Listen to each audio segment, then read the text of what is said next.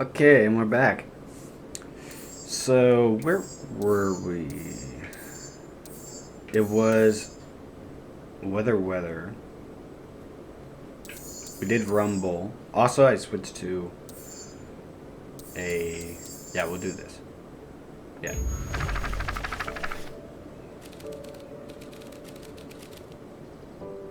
Luka began to respond, but the sky answered for him as the clouds began to break. Luka began to respond, but the sky answered for him as the clouds above began to break, revealing patches of star-filled summer night. Moonlight filtered down, shimmering in the treetops. Sure, you can come meet Rolo. You're not going home? No, I promised her I'd meet him about... Luka stopped himself mid-sentence. Promise to tell him what?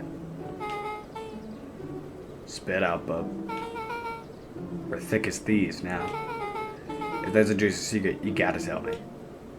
Okay. You can come to the treehouse and I'll tell both of you what happened. Heck yeah. I switched to a controller, by the way, so you wouldn't... Skulking by the gate. I switched to control, by the way, so you wouldn't hear all the clackety-clack. So you tell me there's nothing mysterious or creepy about this place? It's mostly boring and empty. I refuse to believe that. Big spike gate, looming mansion, rigid, reclusive owners. Even smells shady. Beck grabbed the wrought iron bars and shook the gate. Mark my words. To cat it? To say that. To cat it. You nightmare house. You will reveal your secrets to me. Oh.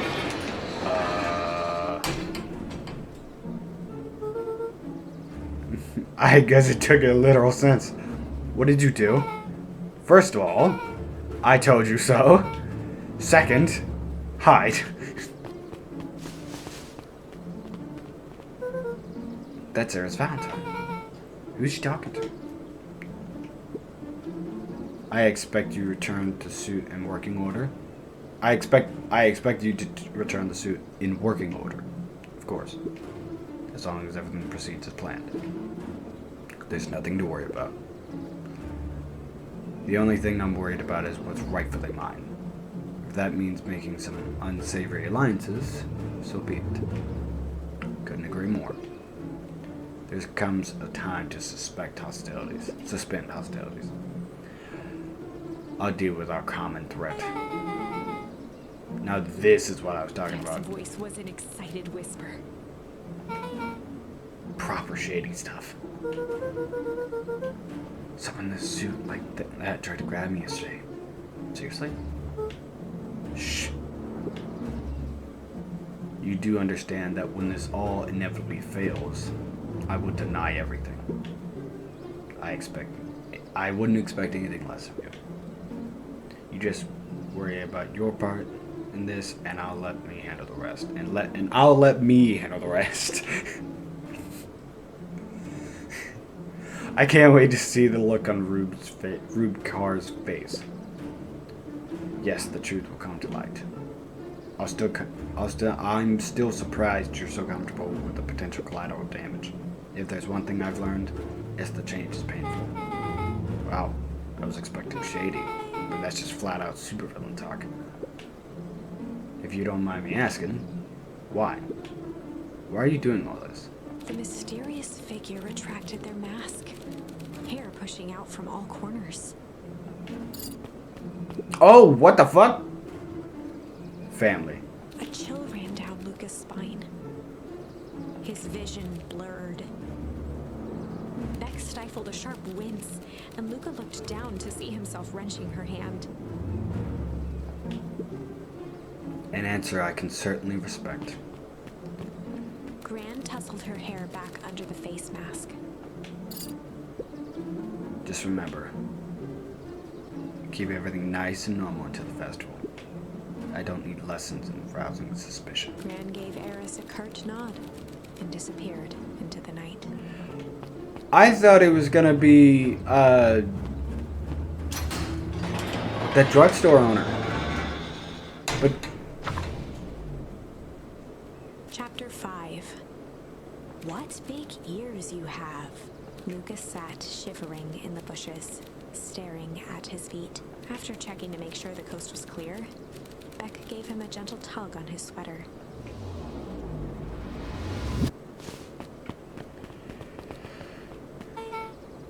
what's wrong? You look like you've seen a ghost. Why are you so scared of that old lady in the hazmat suit? That was my gran. That was your gran? Yeah. Okay, well, I'm sure there's a perfectly reasonable explanation for all this. Let's just get to the treehouse and figure things out. Either way.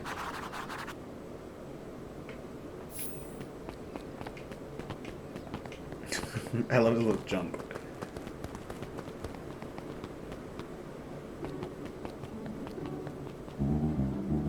For the last time, there's nothing to worry about. What? There's two of you?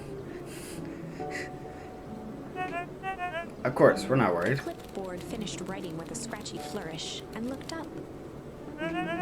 Just dyeing our I's and crossing our T's.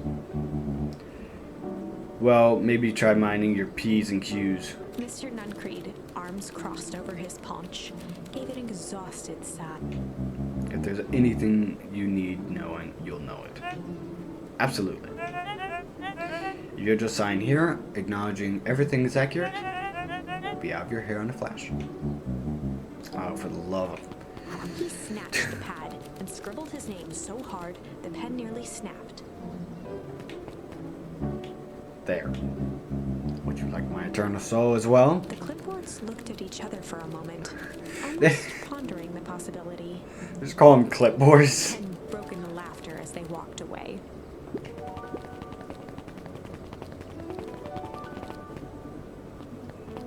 Alright. I'm just gonna avoid him, because I'm sure I don't need to, but...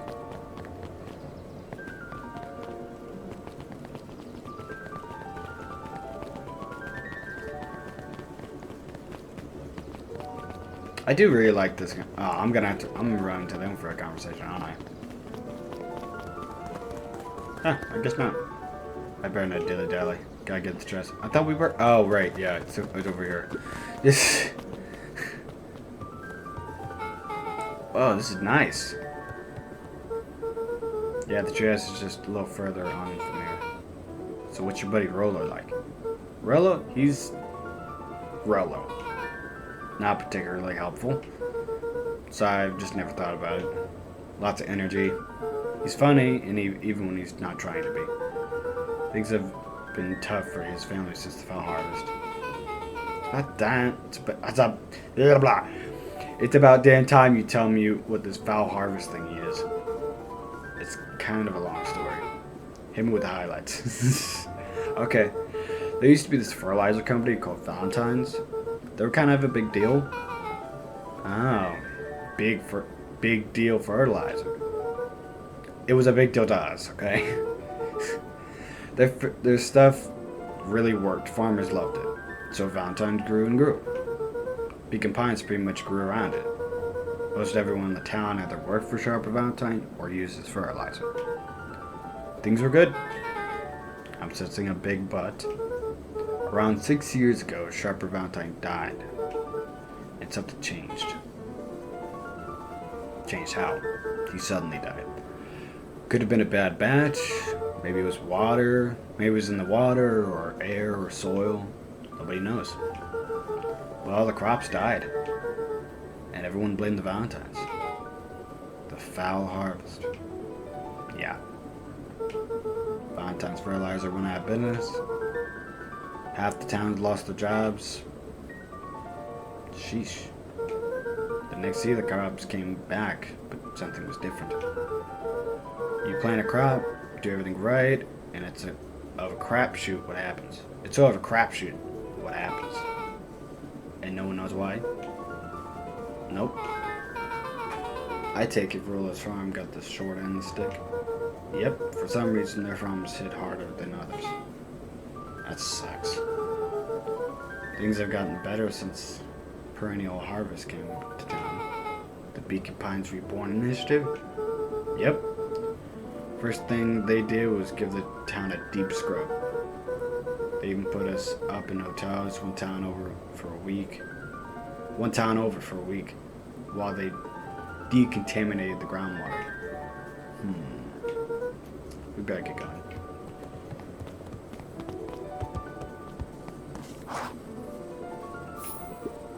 It's about time. I was gonna give up and go home. Who's the new kid? Name's Beck. You must be Rolo. I see, my reputation precedes me. Welcome to Mission Control. Rolo waggled his head with pride. You'll find we've spared no expense in the construction. I've seen worse looking piles of junk. Thanks. Hey Luka, you know the security concerns we talked about? Yeah? While I was waiting, I made some improvements. Let me lock this baby down for low test infiltration. Can't be too safe these days.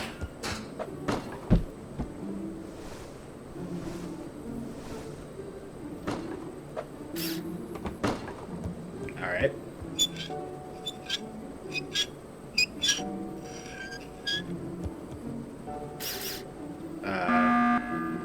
The fuck?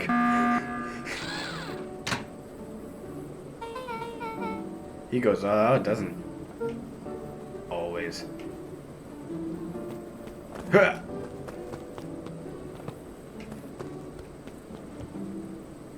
Do I do something?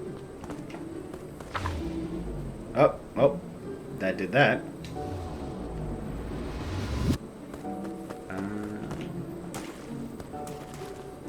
You gonna help me out here, Beck? Oh. God damn it. I'm not using our controller yet. Alright. Nice.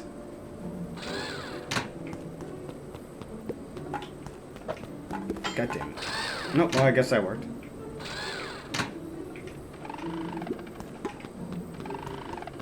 How'd you set all this up?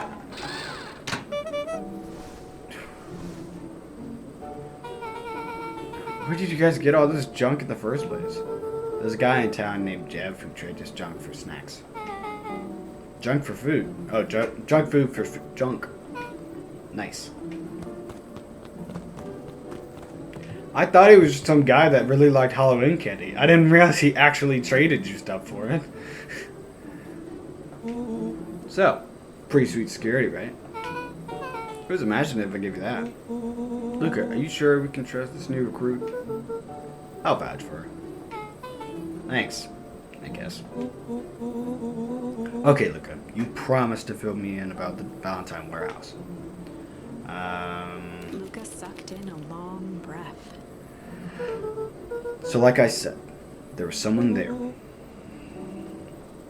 What were they doing? I don't know, but the place was lit up and active. Maybe they were squatters? I don't think so.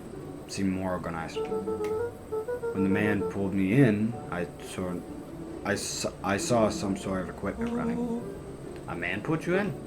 Yeah, but I got away. You keep saying it was a man. They were wearing a mask, right? Yeah. Then it could have been a woman. How'd you get away? I grabbed a rock, something, and I grabbed a rock or something, and they broke back.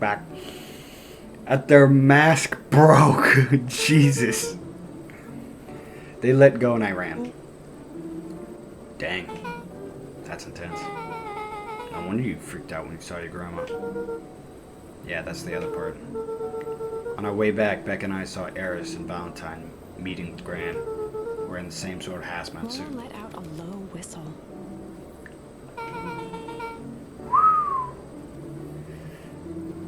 And they weren't there for idle chit-chat. It was a proper clandestine meetup. Man, these kids' vocabulary is very broad. Hey. There's an operation in full swing at the Valentine warehouse. You were almost abducted by a strange man or woman in a protective suit. And then you saw your grand in the same hazmat suit, talking to Eris Valentine. Pretty much. I'm beginning to think this town is kind of awesome. Rollo and Luka shot back a look. No offense. And so we can logically conclude aliens or alien zombies have infiltrated the town. And their leader is your gran, and she tried to murder you. First of all, for the last time, there are no aliens. Second, it couldn't have been my gran at the warehouse. I broke the person's mask to get away. The mask Gran was wearing was damaged, but she's definitely hiding something. Maybe. Your Gran is weird, but she might be the most boring person in the universe.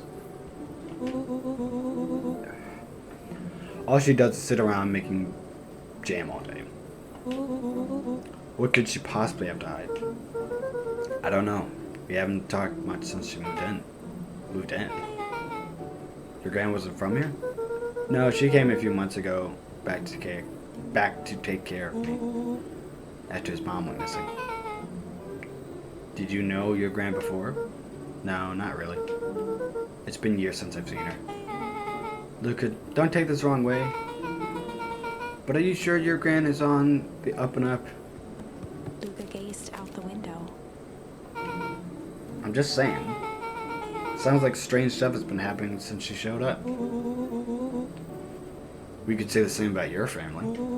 But you're right. Luka, your Gran is hiding something. And Pa always says folks only bury stuff worth digging up. We need to investigate your house. If my Gran really is hiding something, don't you think I would have noticed it by now? That's kind of the whole point of hiding something. I guess you're right. Gran's been leaving the house for hours at a time this week. I'll call you two tomorrow when the coast is clear, and we can start getting to the bottom of this. I'm always staying for a good sleep. I'm tired. You can count me in. Chapter 6. Secret Lair. Summer forged ahead, but the nights only seemed to grow colder. Luka walked home slowly under the pale starlight, cautious to avoid any more surprises lurking in the shadows. Reaching home, he slipped quietly into bed, half dreading what they might discover the next day.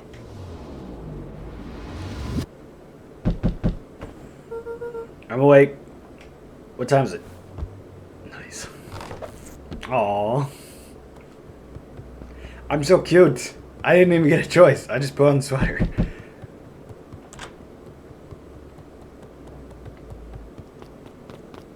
Oh, hey guys. Oh my god, he's wearing... Rollo, what on earth is that? It's that ridiculous thing in your head. Oh, this? It helps me think. You're gonna need a lot more of those. Joke all you want. We'll see who's laughing when I crack this case wide open. The coast is clear. Coast is clear? Yep. Whatever she's up to this week, it's been keeping me busy most of the day. Very well. The game is afoot. Alright, Sherlock. Luka and Beck rolled their eyes as Rollo strutted across the room. If I were Gran, where would I have my deepest, darkest secret? Perhaps where you might least expect it. Rollo flung open the cabinet with confidence. Aha! Coughed as a veil of dust hit his face. I think it's safe to assume anything that dusty isn't what we're looking for. Anything that dusty. Eesh. Then again, any good tech knows not much their first touch. Not just their first touch. First hunches are for suckers. I imagine if it's the place you least expect, then the place that you most expect instantly becomes the place you least expect because you wouldn't expect them to put it in the place that you most expect. Try saying that 5 times fast. She's literally a fire in order to burn. She lit a fire to burn the evidence. She keeps a fire going every day, bro. Drat! It may already be too late. Just think of the mounds of documents lost in the ash. Okay. I'm gonna stop you right there. Can we just think for a moment? Look, is there anywhere Gran doesn't want you to go? Yeah. Closet upstairs. So maybe it stands to reason that we should check there first. No dice. It's locked. Well, well, well. Look who stands to reason now. And I have no idea where the key is. I love the expression. I love Luka's expression. Just like, yeah, okay. I'm cool. If it really is important, then we should probably keep... She probably keeps it with her. Anywhere else? She has her berry bushes. Who has ever thought, I'm going to take this important thing and huck it into the bush? Huck it in a bush, true. Anything else? Maybe something out of the ordinary? Well, she is always worried I'll break your fancy dishware in the kitchen, but it doesn't matter. Anyway, we can't reach the latch. A look of realization crept onto Luka's face. All three kids snapped to glance at each other, then sprinted and turned toward the kitchen. Did Beck's ears just pop up or perk up, or have they always been like that?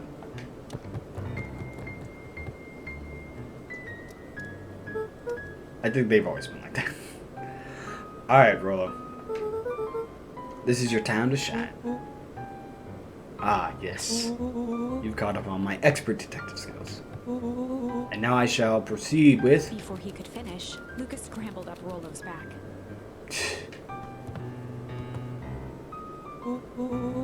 Hey, this isn't my idea of detective work.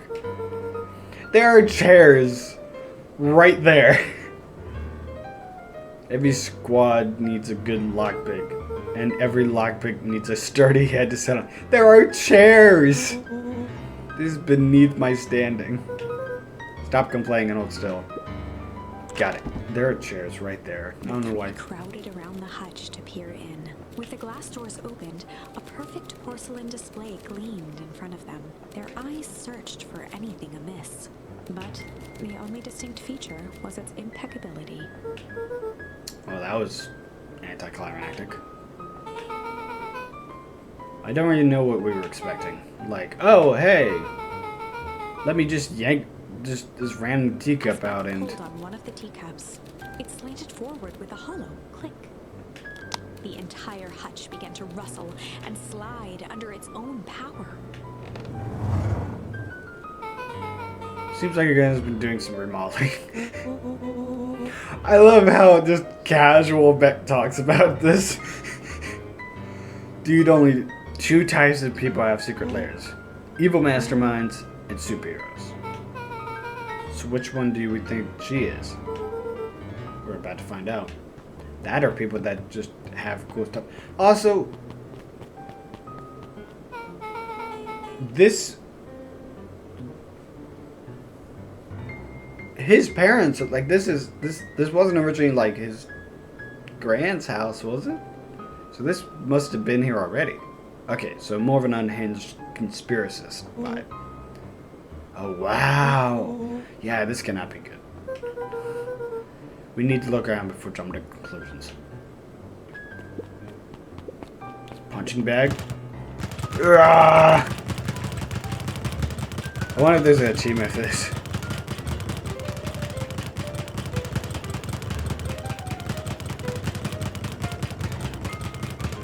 Alright. A spider web of string connected photos of people from the town, interspersed with hastily scrawled notes. Well, sure, she kept herself busy. Is your girl a serial killer?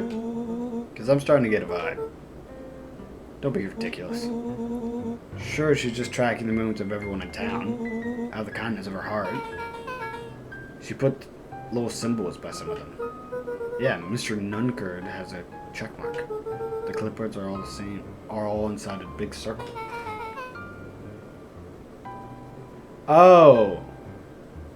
So they called them the clip. I legit thought they were talking about actual clipboards. I didn't know that's just what they called those two secretary people. Clipboards. My mom's are both on here. Both with question marks. Gus and Valentine has a question mark. Gus Valentine has a question mark. Eris has a question mark that's been crossed out. Mr. Kerr has a bullseye. The killer has chosen the next victim. I don't know what any of this means. Whatever it means, it's probably not good. Luka jostled each cabinet drawer in turn. Only one was unlocked. He fingered through the filing cabinet, pausing at a bulging folder labeled Walter. For a long moment, he just stared at it. What you got there? It's my dad. Looks like some of his old medical files. Your dad was a doctor? Luka nodded and caressed the label with his thumb. Whoa. Are you gonna read it? Here, let me. Willow swiped the folder from the drawer and began leafing through the pages. He whistled to himself, barely looking at the text. How about you actually read some of it? One sec. These tongues such as this are a lot like a cheeseburger. Best to skip straight to the middle. That's where all the meaty bits live. Wow, I had no idea you were in the presence of a preeminent scholar in dense documents. And cheeseburgers. By all means, proceed. He stopped at a page and mimed, holding up a monocle. I want a cheeseburger now. Ah, here we are. Follow-up examination of Terrence Wilby. Patients shows further signs of paleness and malaise.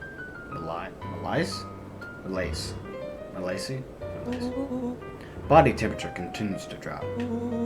He now describes soreness, muscles, and joints. This is similar to the symptoms exhibited by Mrs. Wilby just a few days past. Still waiting on lab results from Joseph. Rollo looked up with heightened surprise. See? Creepy. Yeah, it's kind of disturbing. Who's Joseph? That's Mr. Nunkert's name. What? Wait. Rollo's finger traced across the page. Rollo's fingers. There's more scribbling in the margins. Could it be contagious? Mr. Wilby claims the tap water at his home has been contaminated. Perhaps environmental? The lab results only raise more questions. It's like he came back to this report later and made these notes. So it might be related to something else. Rollo scanned through several more pages. Here, the writing looks shaky. I just couldn't help her. This disease, or whatever it is, progresses so fast. And with his wife passing, Terrence's condition follows close behind. Exasperated by the loss. Enough is enough. I need to take matters into my own hands. Luka, staring blankly at the cabinet this whole time, spoke softly. What does it say Rollo next? rustled the folder, trying to loose more pages. That's where it ends. What? There has to be Luka more. frantically shoved the remaining cabinet folders, trying to find another labeled Walter. Luka, I think that's the only one. It's alphabetical. See? What did it mean, enough is enough? How did he take matters into his own hands? This is bullshit. Luka slammed the drawer shut.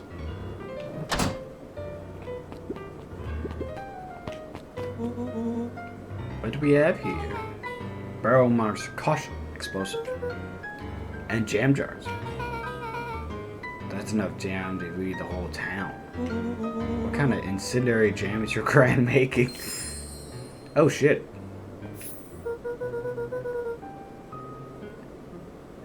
We wouldn't have had me walking around town delivering bombs, right? Well, when we find Rollo out. casually spun open a lid and dipped his finger in the jam.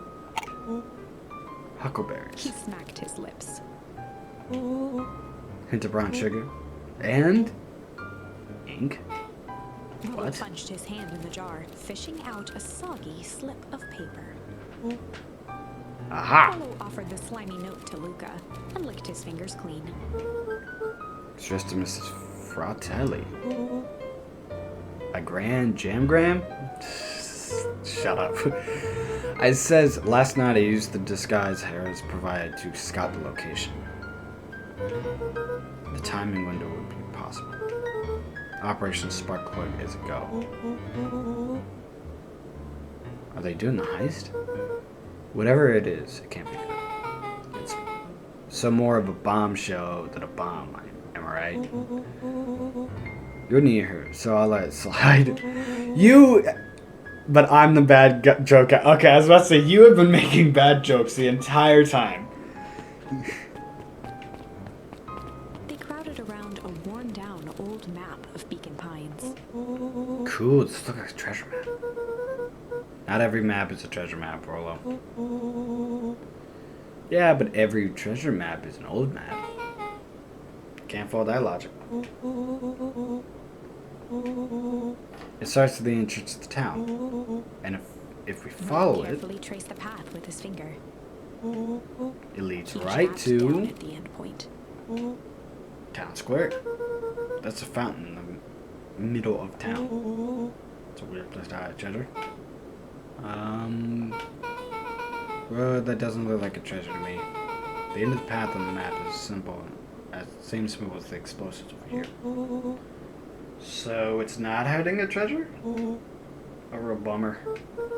Bro, what's the thing you've been excited about for the past month? The festival. Gulp. Did you just say gulp? This feels like a gulp kind of situation. Everyone would be gathered around the new town center. The town center. She's gonna blow up the festival. Now if we stop her. What was that? Luka looked up from the map. What was that? No, I heard it too. That was the front door. Which means someone just shut the door. Which means someone's upstairs. Shh, quiet. Hit the lights. Beck flicked off the light, and they became statues in the dark. Overhead, creaking floorboards bent under slow, deliberate steps. The kids looked up, the tilt of their necks following each footfall.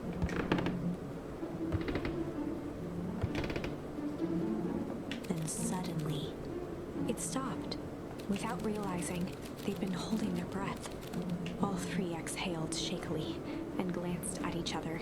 A muffled male voice broke the silence. A final few footsteps reached the entrance above them, and a voice now echoed down the stairs. The three kids shuffled to the corners without a peep. As he began to descend the stairs, the man's voice punctuated every new step. Thump. You. I'm not here to hurt anyone. I'm just here to help. Just. At the bottom step, the man paused, squinting to search the room for signs of life. Huh. Guess it's Rollo nothing. shifted suddenly. Luka gave him an intense, chastising look and whispered through clenched teeth. Don't. It was too late. Rollo was already inching toward the stairway. He screeched as he charged toward the shadowy figure. Blame chicken cope. With all his weight, Rollo tackled the man to the ground. Rollo? Mysterious creepy man? Anyone there? From the dark corner, they saw something move. Well, I didn't know if I had him. There. I don't see him, but I know exactly the expression he's making. But there was only one thing we'd find out. Okay, that was awesome. Wait, did you just kill that person? Luka scrambled to the hunched figure on the ground. Pressing his fingers to the man's neck, he sighed with relief. You sure clobbered him good, Rollo. He's knocked out cold. As Beck flicked back on the light, Luka and Rollo both gasped in stereo. Mr. Tolliver? Chapter 7. The interrogation of Hiram Tolliver. Still unconscious, Mr. Tolliver slumped heavily in a shoddy old chair. His hands were bound with rope, his feet tied with some loose string. The kids huddled in a circle, discussing their plan. One thing was certain, they couldn't just let Mr. Tolliver go. They needed to know what he was doing in Luka's house. After some deliberation, it was decided. They were on the classic good cop, bad cop interrogation. Hard cop. I'll go hard cop. They'd run the classic good cop, hard cop interrogation. Rollo brandished a steely gaze. I've got this. Read about it 100 times. Rollo swaggered past the chair which propped up the slumping Hiram Tolliver. Without even looking at his captive, he began with a long, blustery drawl. Well, well, well. Mr. Tolliver. Mr. Tolliver remained motionless. Rollo spun around to face him. He'd clearly expected to rouse Mr. Tolliver with his booming voice. Mr. Tolliver? Beck and Luka gave each other an unsure glance. Rollo slammed his fist on the table. I said, Mr. Tolliver! He grabbed the table lamp and beamed it onto the unconscious face. Mr. Tolliver groaned and slowly lifted his head. He recoiled with a muddled, weary squint. What in the The world? chair wobbled as he attempted to straighten up. Who? Who's there? Mr. Tolliver could only make out rough shapes through the glaring light. With a gruff tone, Rollo hoped to both conceal his voice and intimidate. I'll be asking questions here, punk. Now hold on, let's just calm down. Oh, I am calm. Calm as a carrot in dirt. What? As for you, looks like you're The sweating. doubtful expression on Beck and Luka's faces transformed into awe. We can do this my way, or let's just say I've never needed another way. Rollo, hitting his stride, was now channeling every detective trope his memory could recall. He slammed the table again. Now dance! What? I don't even... Mr. Tolliver's voice became desperate. He was nearly in tears. You've tied me down. How on earth could I dance? Dance with your mouth, punk. Spill the beans. What are you doing bugging around this house? I'm here to help Juniper. Make sure everything's ready. So you're in cahoots with Gran? Gran? Mr. Tolliver was in a daze, now more confused than ever. Gonna help her blow up the festival? Blow up the festival? Good He lord. shook his head, feeling more and more dizzy. No, you've got it all wrong. Where is she now? Just head to the source. Source? What's the source? It's where His voice faded to a whisper. the town began. Where it all began. What is Operation Sparkplug? With that, Mr. Tolliver passed out cold. Rollo swung around with a repentant grimace. Damn, Rollo. I think we reload too hard on him. What did he say about the source? It's where the town began. We need more information. I'm not pushing Mr. Tolliver any further. Is there anywhere else we might think more? We just fucking interrogated this man.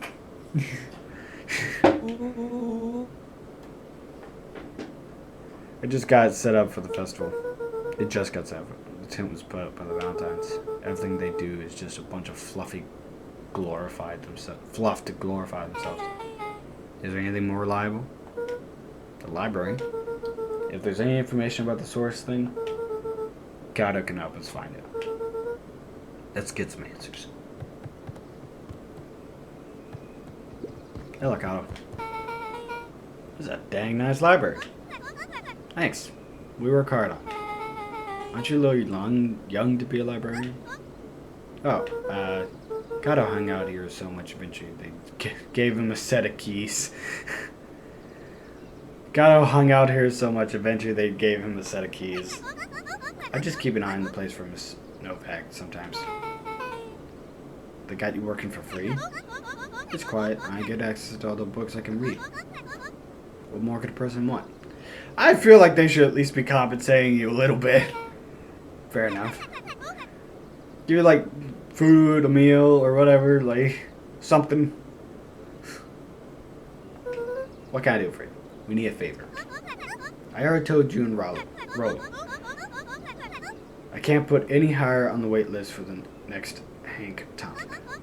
And if you're here with more candy, I have to know I can't be bought. Call it a personal code of conscience. Actually, we're looking for some research. Now you're speaking my language. What are you looking for? That's the thing. We sorta don't know. What do you got in the history of the town? There's a country record archives. What's in those? Births, deaths, newspaper clippings, stuff like that. Pretty boring reading. But they do go all the way back when the town was founded. Great, we'll start there. Chapter 8. 6 feet under, 3 towns over. The kids spent the rest of the afternoon combing through dusty piles of old county records, desperately searching for anything that could help them make sense of Mr. Tolliver's cryptic utterance. Luka tried to shake the thought of Gran's basement, but his focus wavered. Explosives, messages hidden in jam, dossiers on various town figures, and Oh, Gran was goddammit. the only family he had left. He still couldn't bring himself to believe the worst. But the old map with the symbol of explosives in town square made that difficult. As the sun began to set, the kids were no closer to the truth. If I have to read any more records, my eyeballs are gonna pop. We have to keep digging. If I dig another word, I'm gonna end up one of those asinine death records. Roller Cotter lived a full, wonderful life till he read so much boring crud that his brain oozed out of his ears. Rollo shut his book with an assertive nod. If you got a better idea, spit it out. You sound like my sister. Keep pushing your luck, pal, and it won't be boring country records that kill you. I'll put you in the obituaries myself. Rollo muttered under his breath. You're a country record, a county record. Really? That's the best you got? When I'm done with you, you'll be the footnote in history. Just like Slammed her finger down on the open page before glancing down to read. J. Hartford here. I'd love to see you try. Hey. We're all a little tired here. Just take a minute and... Something tickled the back of Luka's mind. Wait, what was that name? It's the obit. I know you say obit, but I mean, if you think about it, it would just be, it's the obitch. It's the obitch, J. Hartford. From the Brookville Tribune 8 years ago. That can't be right. What? J. Hartford. That's my grand's name. Juniper Hartford. Maybe there was just two J. Hartfords? Mrs. Hartford is survived by her daughter, E. Hartford. My mom's name is Eleanor. Okay, this is getting creepy. If your grand is 6 feet under, 3 towns over, then who am I living with? The question hung in the air.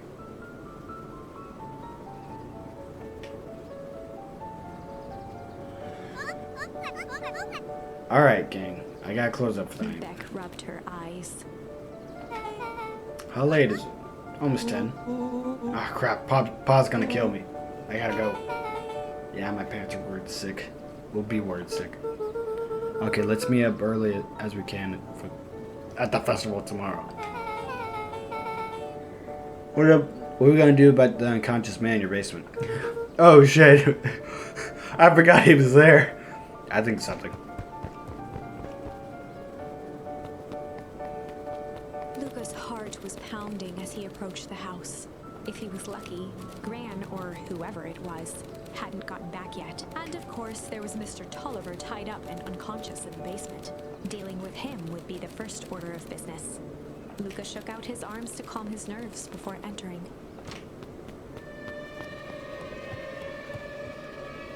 He held perfectly still, tempering his breath, and listened closely.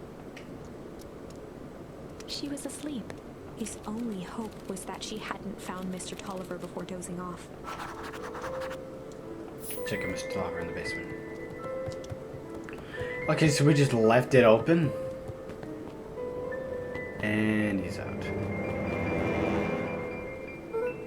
Oh no. Mr. Tolliver was nowhere to be seen. Maybe he woke up, escaped from his findings, and left without a trace? Or maybe Gran knew everything. What do I do? Luka's hungry stomach groaned. Not realizing it, he'd gone the entire day without eating. Okay, I can figure this out. Just need a little brain food. Luka rushed over to the pile of jam jars, unscrewed one, and shoveled a handful into his mouth. I'm afraid your jam delivery will be He delayed. flipped the lid to read the label. Mr. Nuncree. Okay, now I can think. So, Gran knows we tied up Mr. Tolliver on through. She doesn't know that we need to play it cool. I guess the only option is to go to bed and act as if nothing's wrong. Gran would think Mr. Tolliver finished what he was sent here to do and left when he was done.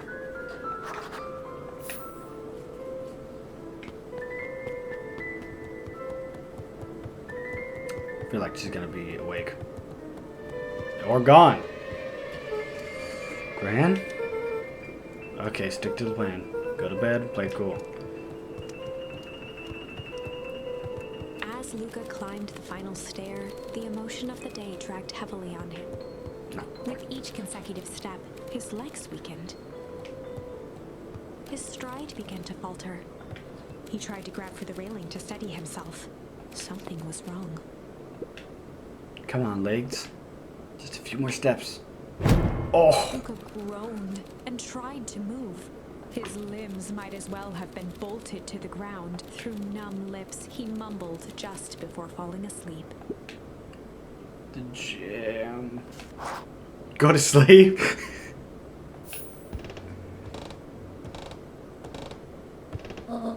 Sweet boy. What did you get yourself into?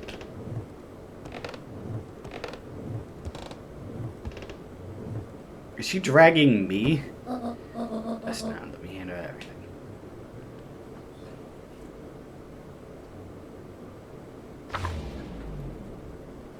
Chapter 9.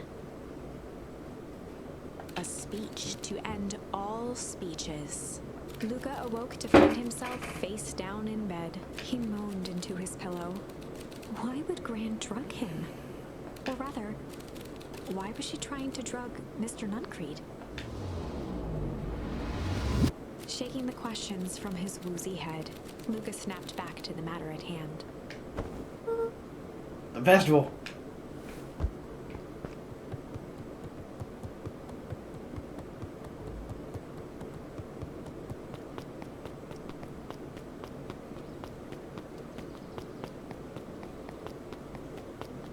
Hey guys. How have you been? Where have you been? Gran put something in the jam. Yeah, we know secret messages for secret conspirators. Not this one. This one intended for Mr. Nuncreed. Put me to sleep. Oh. Whoa. Sly devil.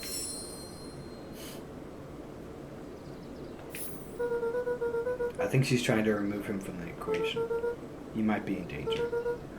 Have you found something? We looked around, but I haven't seen anything odd. Organ is nowhere to be found. But Mr. Nuncreed is just loafing around waiting for the speech. What speech?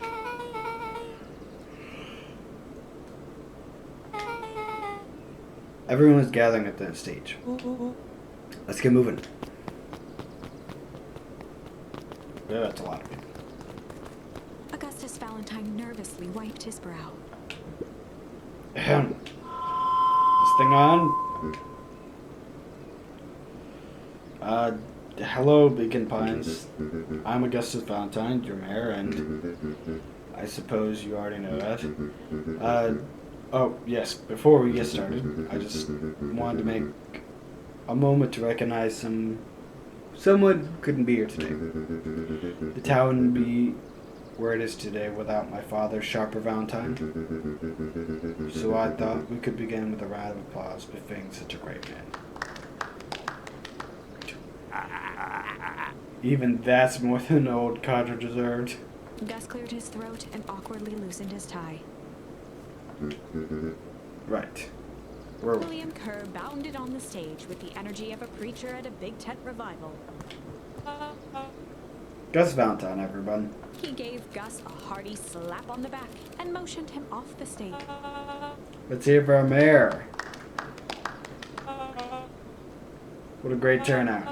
Ah, heck, I didn't prepare anything. But I suppose I could say a few words. Would be ashamed to waste such a beautiful podium. Mr. Kerr pulled a thick stack of note cards out from his vest. Community, conviction, commitment. These are the things we celebrate at the perennial harvest. For us, these are the pillars of the bridge to a better tomorrow. But I think it's time to add a new pillar. Change. Change is a powerful thing. It's inexorable, unavoidable, and undeniable. And I am dadgum thankful for it. Change is the reason we're all here today. It's hard for me to believe that it was only 4 years ago when fate brought me here. A simple business trip which brought me to a small town which would change my life forever. Mr. Kerr took a moment to survey the crowd. You know what? He wiped away a single tear. From the second I set foot in Beacon Pines, something about this place has held me captive. You see, change represents opportunity. It represents potential. It is change that helped me recognize the potential of this place.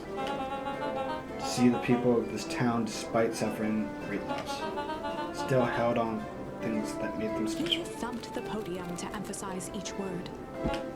Community, conviction, commitment, change. Mr. Kerr nodded confidently, biting his lip. The crowd was silent, in rapt attention. Fate made a perfect match that day. Nothing's more important than you all than the community. Important to you all than the community.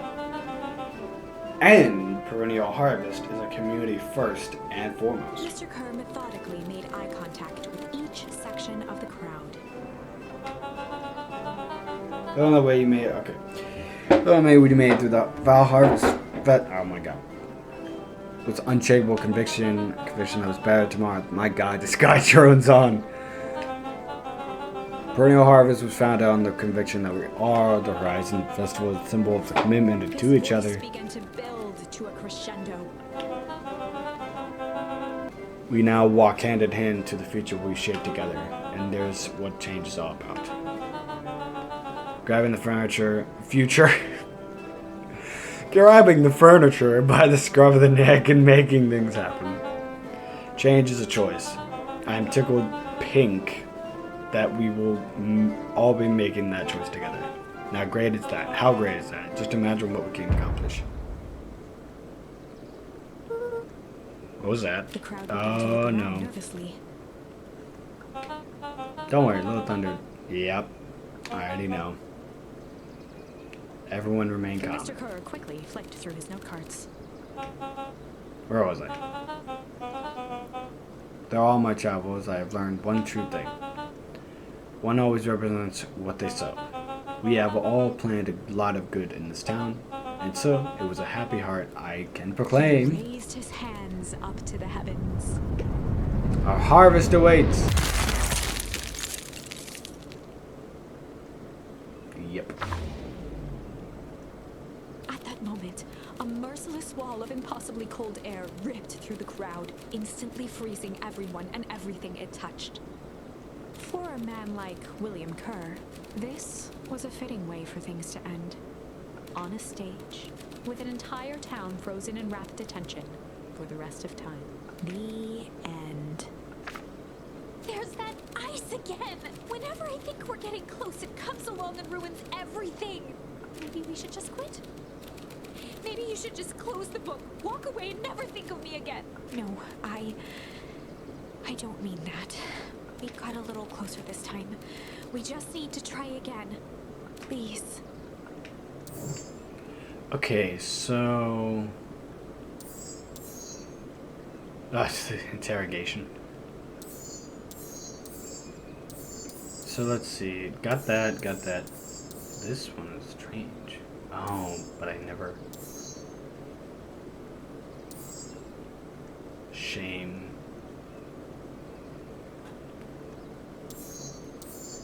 I love the little art. It's so cute. So let's try chill. Well, we have Sly and Chill for this.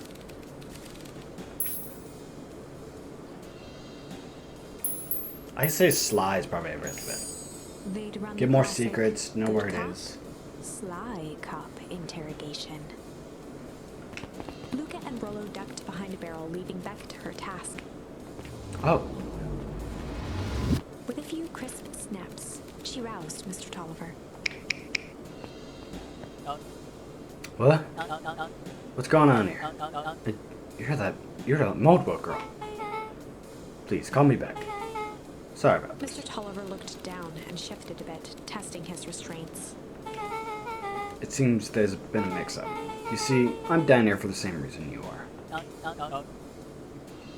Juniper Beth Senior? caught herself before letting the surprise manifest on her face. She'd already gotten him to reveal his relation to Gran. This was going to be easy. You know how Juniper is with her precautions. Operation Sparksburg has us all on edge. I guess she thought you need some backup. But she sent a child? What better way of avoiding prying eyes? Who would suspect a kid? I suppose that makes sense. Mr. Tolliver wriggled a bit in his restraints. Oh, I'm so sorry. Beck quickly removed the ropes. That had to be uncomfortable. A little, yeah. But you understand. We never know who to trust. Mr. Tolliver rubbed the growing knot on his forehead. Very true. So it turns out we're both Beck here twirled to her hand, as if to prompt Mr. Tolliver to finish her thought. destroy the evidence. Beck shook her head and clicked her tongue. Yep.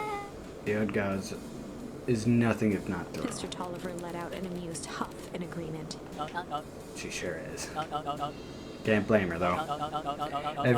If anyone were to find out that we're gonna destroy the source, well, we both know how bad that might be. No one will know anything since once I finish cleaning things down here. Beck was on a roll now, playing Mr. Tolliver like a fiddle. You sure? You're sure you can finish this up on your own? Juniper trusts me for a reason. You can leave the rest to me. Good. There's one more loose end I'll work on. Loose end?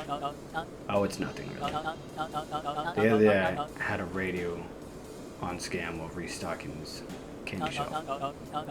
You wouldn't know it. You wouldn't know it. I intercepted an odd phrase in the professional harvest transmission. Underground secrets. That's ominous. I think it might be a password, but Juniper dismissed it. Sad it wasn't mission critical. What's the password for? We don't know. So we have a password and nowhere to put it? It's gotta mean something, right? Good thinking. You should probably go work that out. I've got this under control. That's relief. Between you and me, this basement gives me the willies. Heading for the stairs, Mr. Tolliver hesitated and turned to Beck with a puzzled look. She grinned and gave him a peppy wave. With a shrug, he continued up the stairs, whistling a jaunty tune. You guys catch that? Sure did. This whole time, Mr. Tolliver had a candy shop. But all he never sells is apples. Beck blinked slowly in disappointment. The password, Rollo. Well, sure, but once things are back to normal, I'll be having a word with Mr. Todd about that candy shop. Fine. In the meantime, I've got an idea. She turned to the table and began tearing small scraps of paper. So he said he's heard a password on the radio. Any good spy transmission, never what it seems. Beck marked each scrap of paper and leaned back. We just need to find the hidden meeting. Okay? Another word for underground. Buried, covered. Could it be cover up? Maybe it's one of those letters and number thingies. So U would be 2, 21. N would be 14. The D would be... Oh, it's an anagram. Nun Creed's drugstore. Luka and Beck looked at Rollo with amazement. Rollo, that was incredible. Well, it's either Crin's nude rug store. Yeah, I think he might be retired. How did he get that, like, immediately of that anagram? Like, how did you do that? What can I say? I love ciphers. I guess we know where to go next. Damn.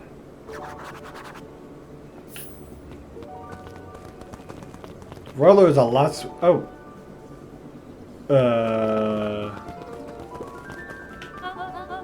You scared me up to death. Sorry. You kids haven't seen Mr. Tolliver around, have you? No. He's got me waiting around like a slice of pie. Like the last slice of pie. I swear this man would be late to his own funeral. Oh, right. Can't go that way.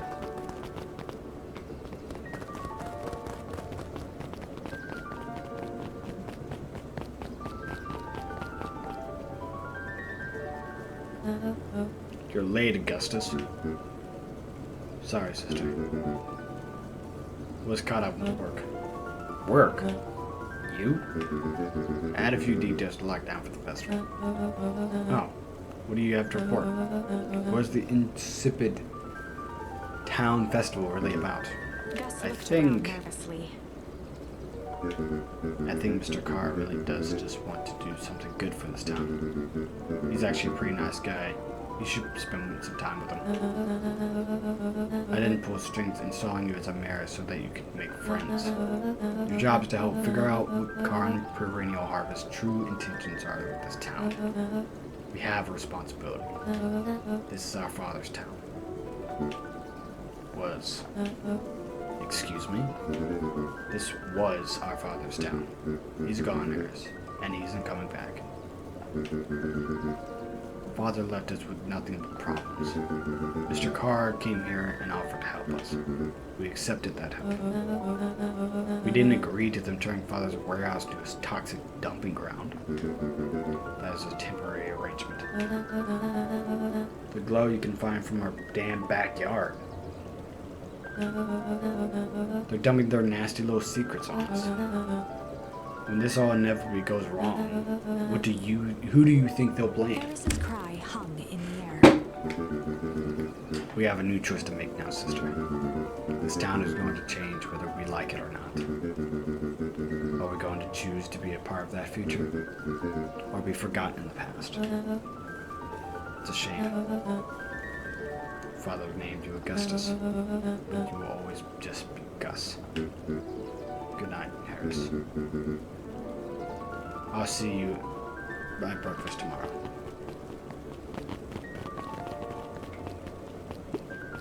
It's getting late, children.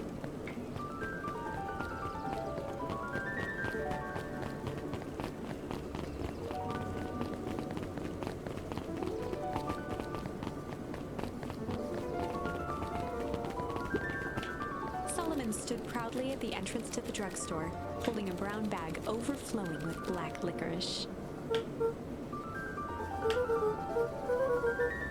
We're looking for Mr. Nuncreed. Is he still in there? I'm afraid not. Then where'd you get the candy from? You might say we have an arrangement. Solomon shoveled a surprising amount of licorice into his mouth. Sometimes it's the small pleasures in life, though we might not always have family to rely on. Licorice just never let me down. Well, I can't say licorice would be my first choice, but whatever floats your boat. Especially black licorice. You can tell a lot about a person by the choice of confection. Oh yeah? Yes. I like sour guys. I'm certain you do.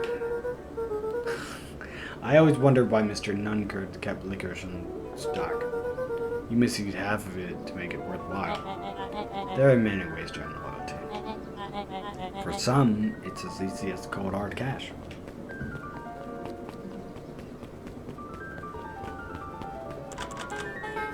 He's right, it's locked. There's gotta be some clues. Okay, let's see. I know about the phone booth, so I'm gonna... Have you ever seen anyone actually use this thing? Besides Mr. Nunkard? No. Beck cupped her hands on the glass to peek inside. That is not a normal phone booth.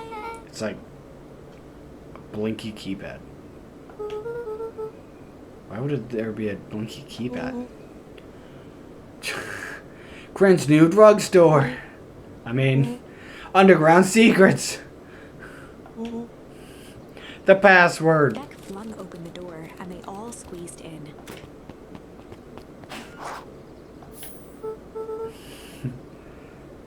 Alright, let's see. Luka cracked his knuckles and entered the letters into the keypad. Underground secrets. Sounds like that did something. Great. Now what? I guess we... The inside of the phone booth dropped loose from its shell. Without even the space to panic, they closed their eyes, held their breath, and accepted their fate. Suddenly, the chaotic descent slowed to an effortless landing. It was unclear where they ended up, but at least it was solid ground. Oh, there's the mask. It was stagnant and smelled vaguely of chlorine. I knew it. You knew that there was a secret hub full of strange tubes under the phone booth? Of course I did. Didn't I say that? No, you did not. I definitely thought it, though. Luka, do you remember when I said how cool it would be if the trans-dimensional conduits from Hank Atomic Issue 12 were real? Rello, at one point or another, you've said that every technology ever discussed in Hank Atomic. You've said that about all of that. That's why I'm such a good predictor. Looks like each of these is written on them. Has writing on them. Mining Operations Alpha. You guys have mines here? Not that I know of. This town is all farms and fertilizer. And a series of tubes. Pa always said you can only trust a miner up to the point when they hit gold. I'm not sure how that wisdom applies to apples in this exact situation. Applies in this situation. That's the thing about Pa, you don't realize what he means until it's too late. That's, yeah. Perennial Harvest main office.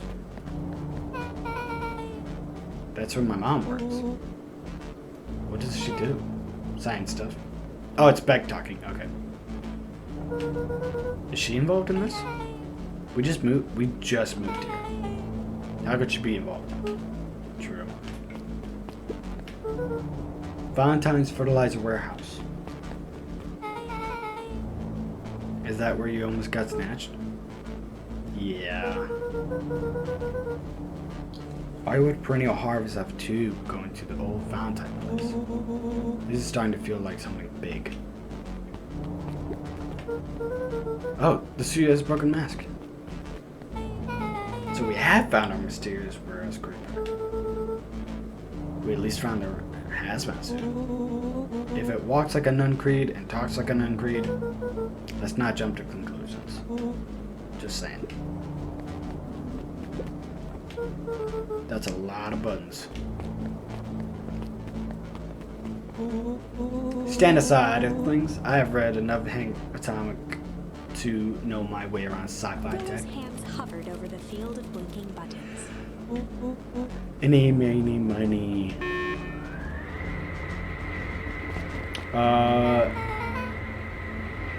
That goes to the Valentine place, doesn't it?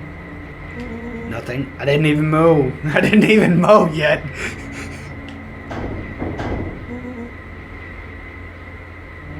What was that? Hide. Where? What about weird tubes down here? Just get back.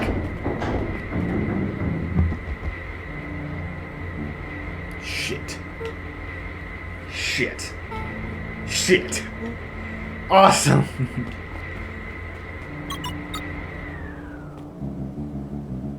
You all need to come with me now. We aren't going anywhere with you. Not until we get answers. Mr. Underground Secrets. I told them it was an absurd password, but they love to make things feel clever. They who? It's no matter. If I keep you hidden until after the festival, I might be able to save your skins. We don't care about our skins. Hold on, I like my skin. This all stops now, Nuncreed. Joseph waited for a moment in silence. You sound like him. Who? Walt. You don't get to talk about my dad. You know, your father and I were friends back before. He gestured toward the strange tubes. All this. That's a lie. It's true. I used to bounce you on my knee. What happened?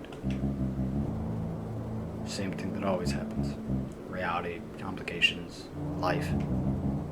We were a team, Walt and I. An idealistic doctor and a broad-eyed pharmacist. Both hell-bent on helping folks. So you were a sidekick? No. We were partners. He helped the patients and I helped him. Yep, total sidekick. Nuncreed let out a growl of a sigh. Luka, I need you to know this. I need someone to know this. One day, Sharper Valentine comes to us. He says he's got an opportunity. He found something you didn't quite understand. And he was willing to pay us both handsomely to help him understand it. And my dad said no. Your father and I both believed in helping people. But the thing I could never get him to understand was it's a lot easier to help others if you help yourself now and then. Classic sidekick into villain bloodline. Walt loved being righteous. Always more than he loved his family. Almost more than he loved his family. He was wrong about one thing though. When he begged me not to take the offer, he said, Joseph, if a person says yes to one-time Sharper Valentine, he'll make sure they keep on saying yes to him until the day he's dead and gone. He shook his head wistfully. Sharper's long gone, but he's still saying yes. He's got me still saying yes. He's still got me saying yes. Is there a point to this sob story? Not really, no. Just an old man trying to delay what's needed done. Nuncreed took a menacing step towards the children. I tried to keep you safe. I tried to keep you and Juniper out of this, but you forced my hand. Luka began to laugh. What? You really don't know? My gran isn't out of this. She's been scheming right under your nose. Juniper? Seems like she's planning on crashing the town's party. She's going to disrupt the festival. Why would she? Color drained from Nuncreed's face. How does she? Apparently she knows a lot of things. What? Let's just say this isn't the only underground lair we've busted. And honestly, hers is way cooler. She's got maps, explosive, abandons, big man. Nuncreed grabbed Luka by the shoulders. His eyes were frantic. You need to tell me what she's going to do right now. She doesn't understand what it is she's messing with. Tell me now. She's in danger, boy. I don't know. She had a map with a mark on the fountain in town square. The fountain? Why would... A jolt of realization struck Mr. Nuncreed. I know she's the one about the source. She knows about the source. What the heck is the source? If she tries to destroy the source, it catalyze, and dear God, she's gonna freeze us all.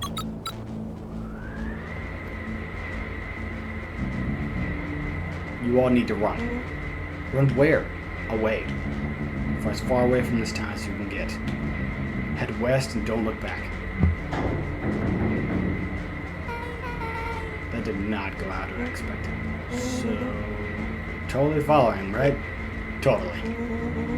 See you on the other side. You good? Yep.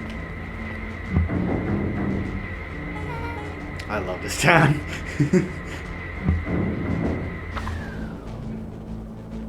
Chapter 8. The cold, hard truth. Beck leapt up, allowing the suction to yank her into the dark. Dimness eclipsed around her like the shutter of a camera, as she seemed to cover great distance in mere moments. Her only points of reference were glints of upcoming turns, which approached with frightening speed, only to carom her gracefully along. She heard the tinny, distant echoes of Rollo's glee. Once she stopped fighting against it, the ride was impossibly smooth. Then, all of a sudden, as if minutes had passed in an instant, light blazed into view. A burst of wintry air snuffed across her face, and she was flung out into the cold.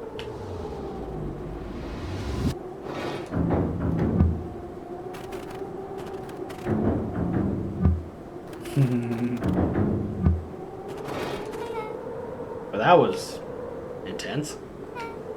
Yeah. I think I'm at a party with some floats in there. An idea where we are? Some are cold. Well, at least I'm wearing a sweater. Does it look like any of us got it? Any of us? I didn't feel like we traveled that far. So where did it all go? This place sucks. Why didn't one even want to blow something out here? Blow up something out here? Well, we're gonna find out, I suppose. We gotta catch up to Nuncrete. I think it went this way. Hang on a second. This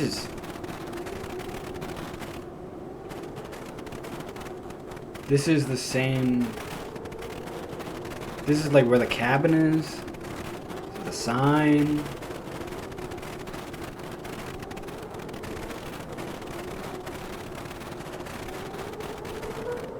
Okay, this is starting to feel really familiar. It may not be the most well-versed of all things Beacon Pines, but does it look like a sort of frozen replica of the town? Ah, I got it. It's obvious now. Mr. Nuncrete is an alien. Rollo, stick with me here. His species can only live in sub-zero temperatures. Oh boy, here we go. The source is their base camp emissions, so naturally they keep it cold. We found it by traveling through the metallic wormholes back there. The final objective? Kill us all in the shape-shifting into a Beacon Pine citizens of choosing. You never really had me. But you very much lost me there. You get used to it, we should keep moving. As they rounded the corner to the frozen town square, they spotted Mr. Nuncrete inching cautiously toward a pit at its center. He held his arms out gingerly, as if approaching a beast in the wild. Upon closing the distance, Luka recognized what Nuncrete was after. Graham stood confidently at the edge, one arm outstretched over the abyss. Nearby, a wheelbarrow had been emptied out. She held a lit torch, which flickered in the bitter wind.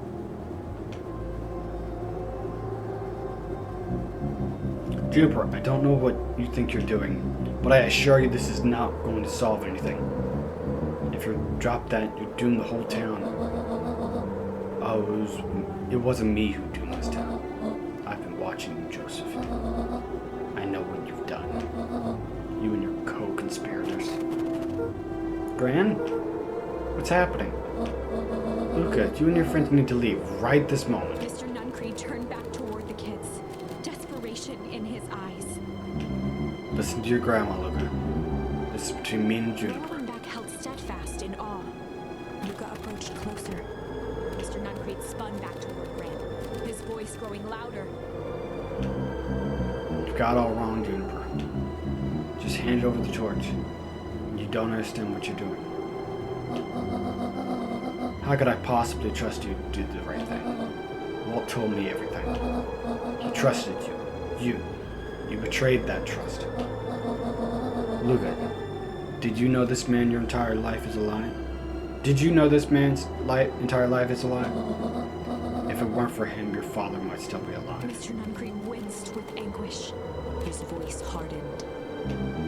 That's not They true. both now yelled, not to each other, but at fate itself, making their peace with long-held burdens. The wind howled with encouragement. Walt was like a brother to me. He just had different ideas about how to affect change.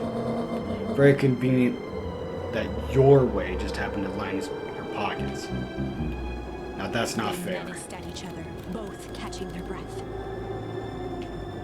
The moment balanced on a knife's edge. Amid a blur of emotions and memories, Luka's mind flooded with questions. The wind calmed, as if to give him the stage. And in the stillness, he began to weep. And in the stillness, he began to weep. It was all just too much. Falling to his knees, Luka whimpered softly. The tears crystallized as they hit the snow. Gran stared at Luka for a moment with warm sympathy, remembering why this was all necessary. This will all make sense soon, Luka. And everything can go back to normal.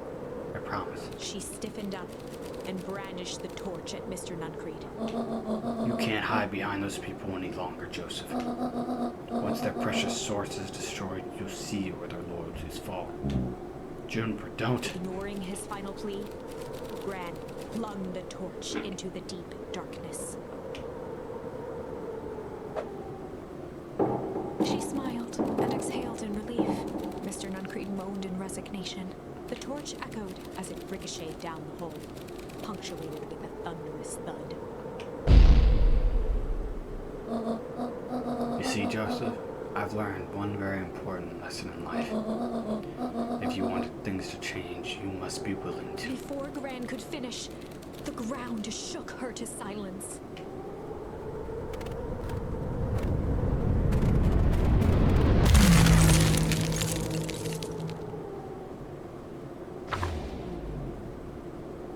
Well, Gran only had time to spin around and run to Luka. Her attempt to shield him, an honorable but trifling act. Unflinching love, pitted against an unthinking horror. There was no contest. Her warm embrace froze in an instant. That is where they remain, fixed in place, forever. And so, our story ends on this melancholy scene.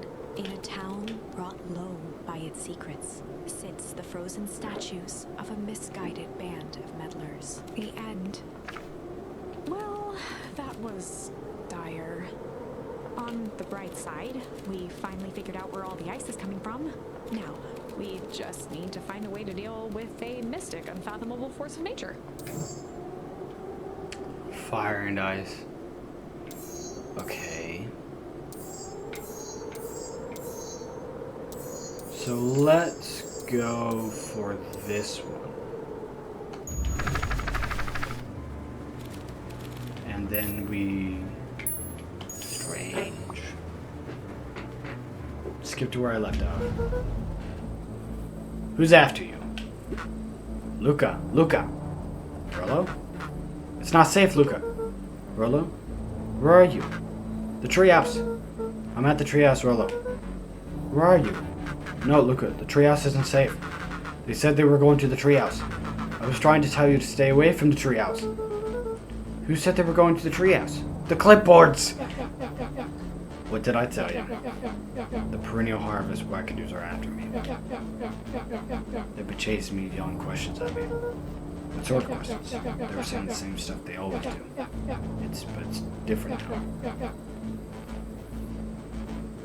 Less asking more threatening. Less asking, more threatening. We're gonna figure this out, Iggy. Yeah, well, thanks. Hello?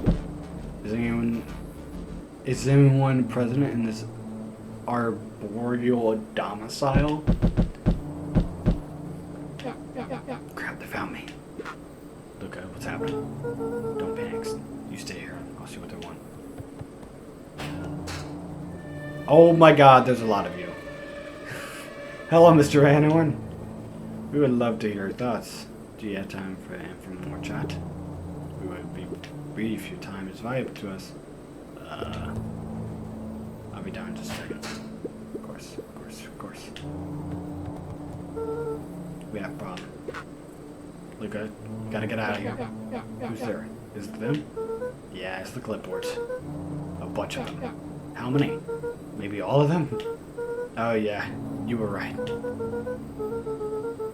The creepy knob cranked to 10. Might young Iggy be present? We'd love to hear his thoughts. Run! He slumped to his knees. I don't know what to do. I'm just so tired. Luka, what do we do? Luka grabbed the walkie-talkie and headed for the window. Follow my lead. Luka and Iggy climbed up the back of the treehouse to its roof, where Rollo had constructed his MCDC, the Mission Control Defense Cannon. From behind the crowd of clipboards, William Kerr strode forward, a warm smile on his face. Iggy, there you are. You gave us a heck of a scare. Go away. Just leave me alone. I'm sorry, but no can do. Don't worry. We're here to help. Help? Then why were you chasing me? Luka, you can talk some sense into your child here. Just look at him. He's not well. What's wrong with him? What did that gunk do to him? Well, that's plenty of honk a big question, Luka. All I need to know is that he's sick. He's real sick, Luka. I just need you to let us up and take care of him. You told me Rollo was okay. That was back at his resting place. At his place resting. He is. Poor fella just got a little lost. That's a lie. That is a hurtful thing to say, Luka. I thought we were buddies.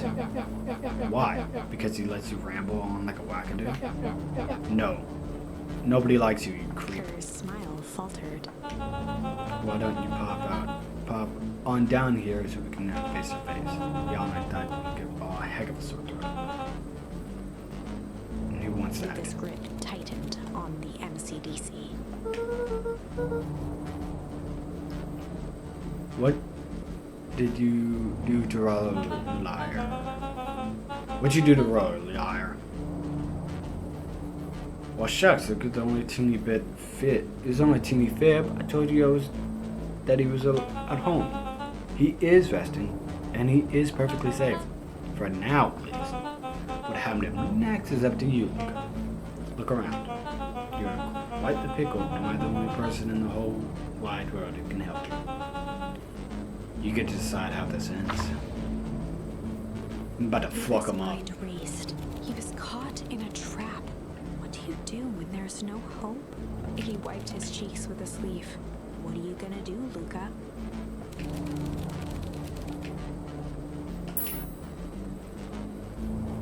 I'm gonna fight. Luka drew himself up and decided to take the only option they had left. He swung the Mission Control Defense Cannon around, aiming it confidently at the smirking face of William Kerr. And Mr. Kerr. Luka summoned his most insolent demeanor. Rollo sends his regards. Ah, fuck.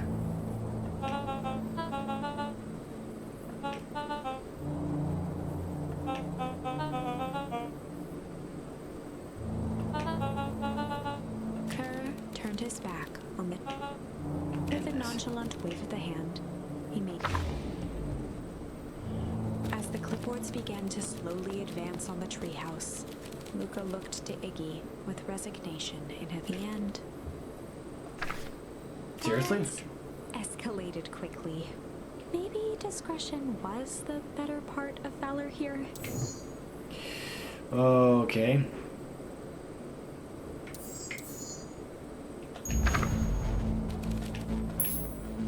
Flight. Luka drew himself up and decided to take the only option they had left. Flight. He squinted down the barrel of the mission control defense cannon, aiming it through an opening in the dense tree branches. He looked up with surprise as it struck true and taut. I can't believe that worked. Hey, Mr. Kerr. I'd love to hear your thoughts, but I'm afraid we have places to be. Come on, Iggy. See you, jerks. Fine. We know where that leads to. This way. Let's take the tunnels. Luka and Iggy winced as they sprinted through the thicket. The branches clawed at them, reluctant to give passage. After what felt like a marathon, Luka stopped in his tracks as they reached the clearing.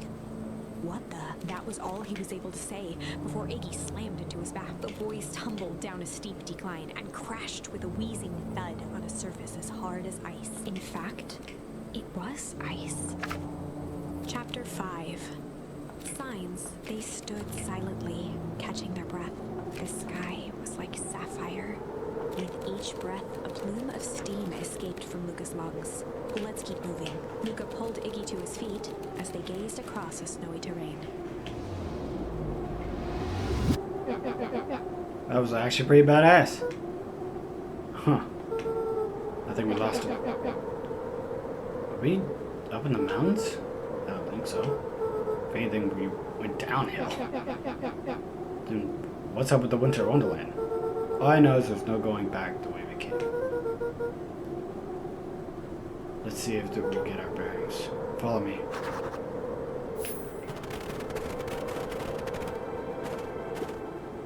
What's the readout?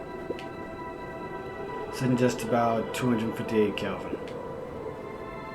It's a bit down from last time. Should we report this to Mr. Carr? Meh, still within safe ranges. Maybe spreading for it's under control for now. Even a small nudge in the equilibrium could cause a cascade. Dude, relax. Just a few sites to hit before we can punch out. Let's get this over with.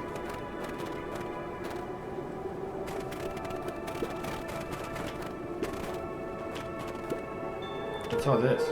Hard to say with all the snow. I think it's a town sign. Maybe Mr. Learns it.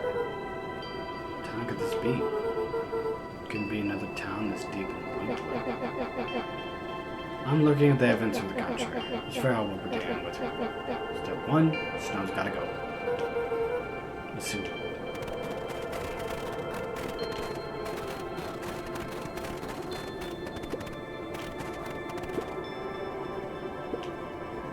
And ask some questions first. Okay. Oh.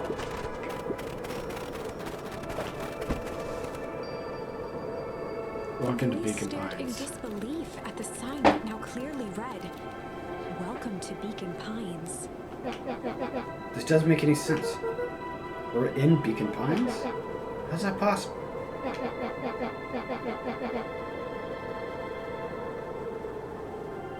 Ran from town. How did we get back here?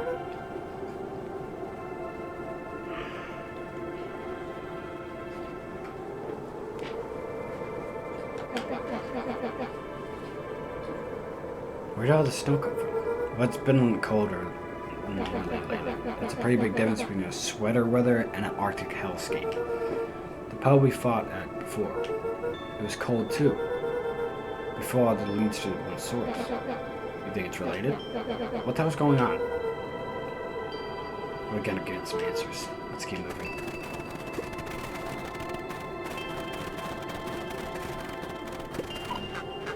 Luka, where are you? Luka had almost forgotten the walkie-talkie he was carrying. It's that bozo Kerr. I hope nothing bad has happened to you out in those Luka woods. looked at Iggy with hesitation. No need to be rude. With a resigned sigh, Luka responded, Seems the only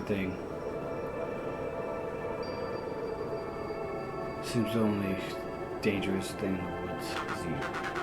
Hey, he speaks to the young man of the hour. He speaks to the young man of the hour. Now, how in tarnation did you end up with one of our radios? Just lucky, I guess. Boy, howdy, you Van Herons are full of surprises, aren't you? You knew my parents? I never had the honor of meeting your father, but your mom sure was handy. Luka winced, shoving the walkie-talkie back into his pocket. Yeah, I keep moving.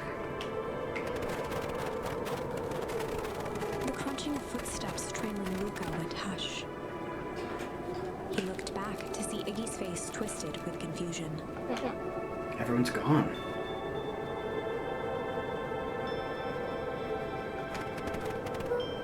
What? There's nothing here but more snow. There must be an explanation for this. We have to keep looking. You can look all you want. I quit. Iggy, we have to keep going.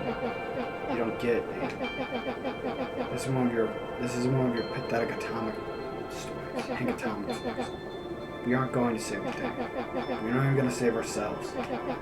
My face is mangled. The town is destroyed. And everyone ever known was gone.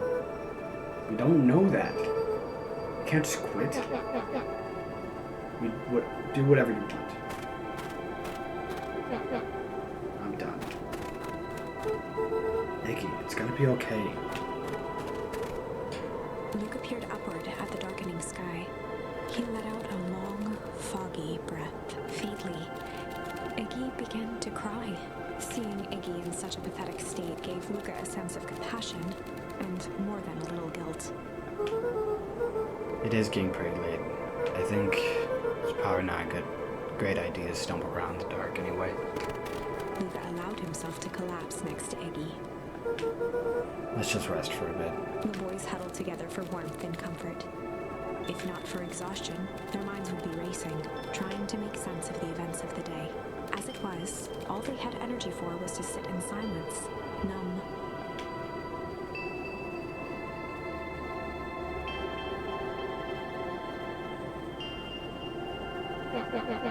The way the snow covered everything over, it's kind of calming. Yeah. I haven't had time to say it, but thanks. Huh? We're getting us away from those creeps. I froze up back there. Iggy, I should be the one apologizing.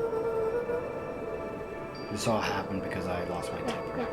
Nah, that's bullshit. First of all, you didn't know what that gun could do. You didn't, right? Of course not. Second, stop with this baloney about you losing your temper. But I did lose my temper. Iggy motioned sarcastically to his half-deformed face. Obviously. But that's exactly what you should have done. Huh? I was being a horse's ass. You were supposed to be a horse's ass in response. That's how it works. Iggy, I'm having a hard time following. You wanted me to fight you? Of course. Jeez, you goody-goody types take forever to understand a very basic point. Why would you go around saying cruel things trying to get into Iggy fights? shrugged. Something to do. You're an asshole because you're bored? Sometimes I just feel empty. You wouldn't understand. You and Roller are always having a blast together, laughing and calling the dinky little treehouse mission control. Iggy now wept openly. Perfect little Luka Van Horn.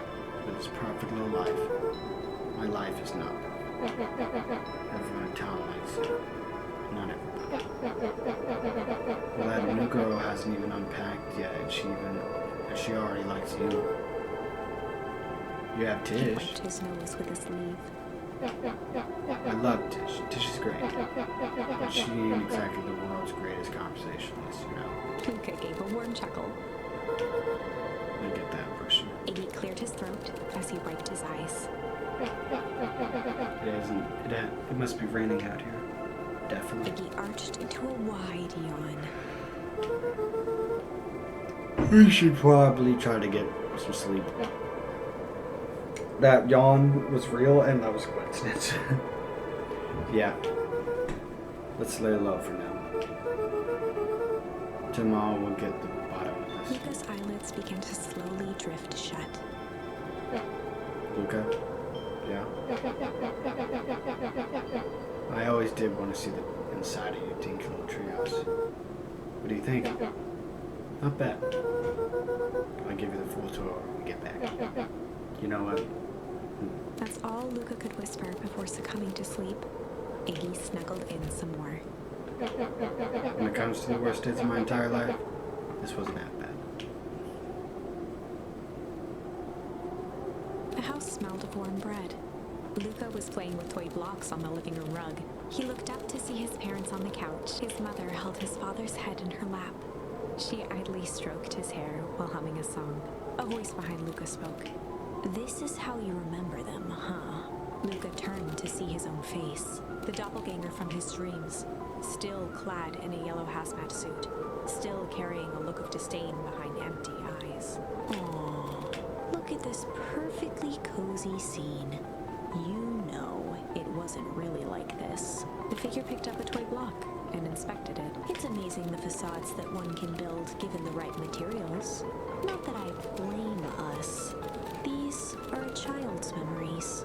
All you don't remember, do you? Luka snatched the block from the figure's yellow-gloved hand. Remember what? The doppelganger pointed to the couch. The last day we saw him alive. The day he chose to abandon us. Luka turned to look at his father, still lounging on the couch. That's not true. He didn't abandon us. The doppelganger waved his hand dismissively. Everything is true here. It's just a matter of what we choose to see. Well, let me show you. The world flickered and pulsed. Luka was sitting next to his bed, listening to his heartbeat with one of his dad's stethoscopes. The doppelganger limped into the room. No, we both know that's not how this went. He grabbed Luka's hand and guided the stethoscope to the floor. Luka heard muffled shouting, brought close by the stethoscope. It was his parents, fighting. Do you remember what we did next? Luka gave a slow nod and crept down the hall to peek through the banister. He could see the outline of his mother at the bottom of the stairs. Damn it, Walt. We can't afford to get involved in this. She was scared. His father stepped forward. What am I supposed to do? Just watch? There's a sickness in this town, and we both know who's behind it. I swore an oath to help people. I won't turn my back on them. Luka's mother grabbed Walt. She was crying, pleading. I can't lose you. Walt calmly removed Eleanor's hand from his shoulder. What's right is right. And I could never live with myself if I let Sharper get away with this. Eleanor raised her voice. Spare me your bullshit platitudes. What about our son? Luka flinched, dropping the stethoscope down the stairs. Walt turned with a panicked smile. Luka, is that you, buddy? With tears in his eyes, Luka descended the stairs. Mom? Dad? What's going on? Walt dropped to a knee to meet Luka eye to eye. Nothing, buckaroo. Your mom and I just got a little overexcited is all. Luka placed the stethoscope against his father's chest. His heart was racing. It sounded like you were going somewhere? Walt gently removed the device from Luka's ears. Listen to me, Luka. I have some business to take care of. I'll be back in time to tuck you in. Luka hugged his father tightly. Promise? Walt stood up and walked to the door. He glanced over his shoulder. I promise. With a wink and a grin, he put on his hat and strode out into the evening sun. A figure approached soundlessly from the foggy snowfall. It stood above them, lingering in contemplation. Slowly raising one hand above Iggy, it snapped out 2 brisk raps on his head. From a deep slumber, Iggy sprang up defensively. Get your hands off me! Whether it was the calming presence or the recognition that he was not in danger, Iggy felt his clenched fists lower. What do you think you're doing? Luka looked up, gradually remembering his whereabouts. The figure exhaled a cloud of warm vapor. You two certainly have caused a lot of commotion. What's that supposed to mean? Take it easy, Iggy. We were asleep, mind your own business. You were on running around knocking people's heads. Sorry if I hurt you. You didn't hurt nobody. Anybody? Huh? Oh, I see. You think you're better than me? You... When it came to complete strangers, Iggy had trouble cobbling together an insult.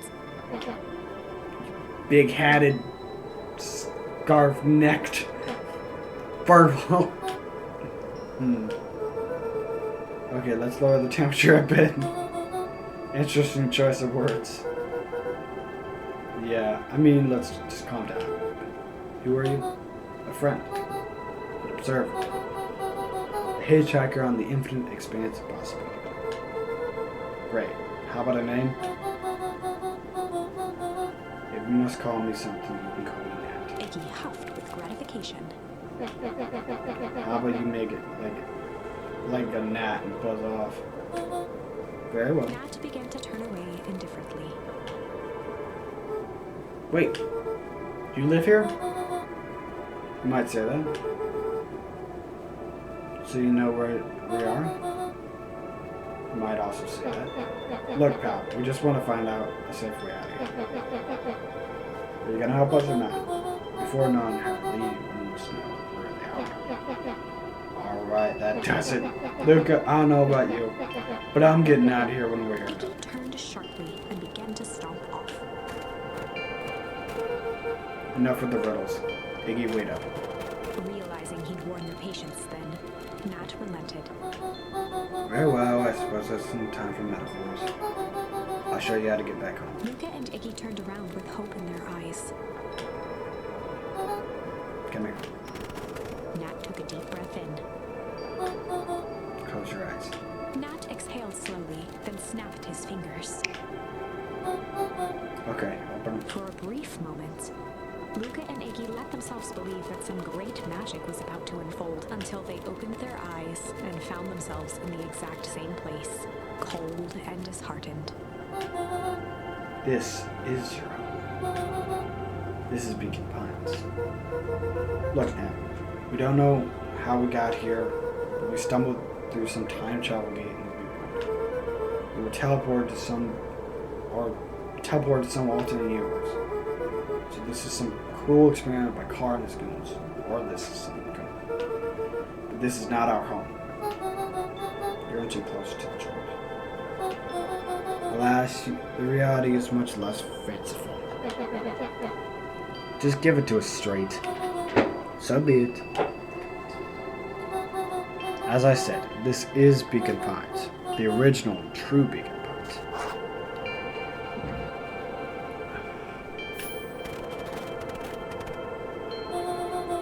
You grew up here. You both grew up here, but the town you've called your home for the past several years is a replica. A remarkable achievement of engineering, to be fair, but a replica nonetheless. That's impossible. It's too much work. You need a whole town to replicate a whole town. Indeed, to pull off such a feat required immense labor power. That which could be moved would be moved. That which could not would require a precise duplicate. We would have noticed. Someone would have noticed. You'd think so, unless the auditing was impeccable. A mind-numbing attention to detail. As for the innumerable trivialities which complete the tapestry, well, you can leave that to this miraculous thing we call the brain. It was a real aversion to discontentity, of revulsion even. The brain is a wonderful way of smoothing out the rough edges, keeping us sane. Luka and Iggy looked around uncomfortably. So you're saying that someone made an entire new town and moved us all, and no one noticed? Precisely. But why? Why is the question that can never be answered with certainty. The best one can do is uncover. Nat narrowed his eyes, furrowed his brow, and uttered, The source. we'd say the source like... Why'd you say the source like that? Why indeed? Luka began to laugh uncomfortably. It's all ridiculous. There's no way that He could... looked down at his feet. His eyes started back and forth in contemplation. With a sudden pain, a thought struck him. If this really is home... He sprinted off into the pale distance. As Iggy turned to follow, Nat called out. Iggy, it's not too late to turn back. Simply head west through Weepwood.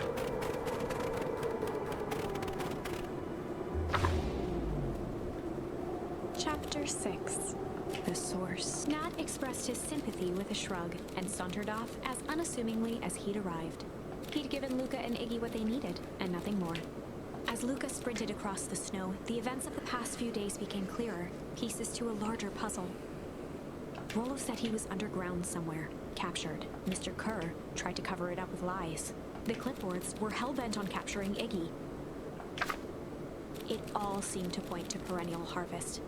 But right now, there was one thing that Luka needed to know. Luka stopped dead in his tracks. The tree was gone, uprooted and moved, leaving a raw gash in the earth. He dropped to his knees and dug wildly at the cold snow.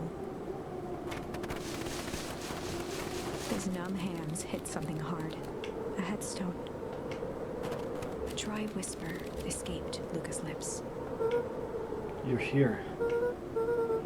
All this time I thought I was visiting you, but you've been here, alone in the snow. I'm so sorry. They ruined your favorite spot in the world. Our favorite spot in the world. What'd I do? There was no reply, just snow-covered silence. Why'd you give me this slip like that? What if something happened? What if I couldn't find you, you jerk? Iggy finally noticed the tears welling in Luka's eyes and the snow-covered grave. Oh. Iggy, they stole this tree, Iggy. Yikes. Suddenly, they heard the crunch of approaching footsteps. We gotta hide. 259K. Fall off distance to a good. Did you hear me? I said 259. Sorry. You ever think about what we did here? We saved a whole town of people. Doesn't feel like it sometimes. What about everything we left behind? That's the grave of someone with a family. The people who loved them will never know the truth. The truth is He overrated. bent down to scoop up a snowball and lobbed it playfully. Hey, don't be such a downer, dude. You took this job to change the world. Yeah? Come on. It's almost lunchtime. Weirdo.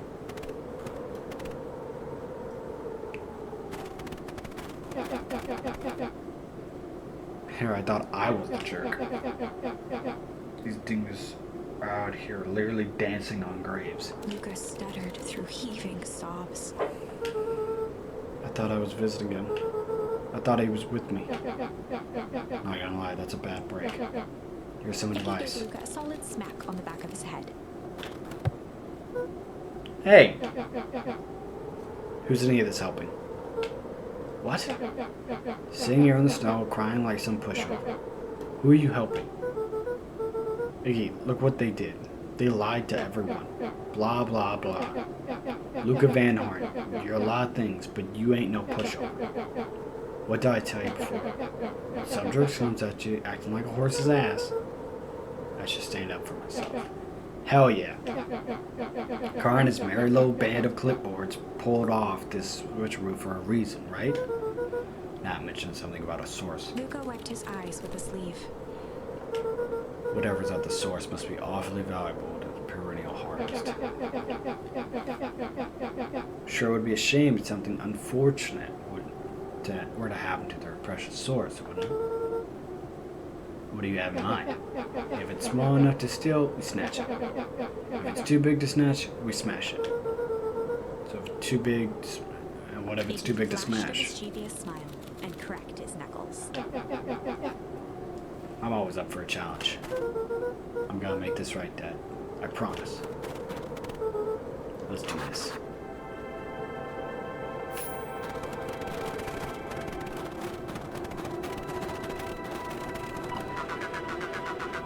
You can get awfully cold out there in those woods, Luka.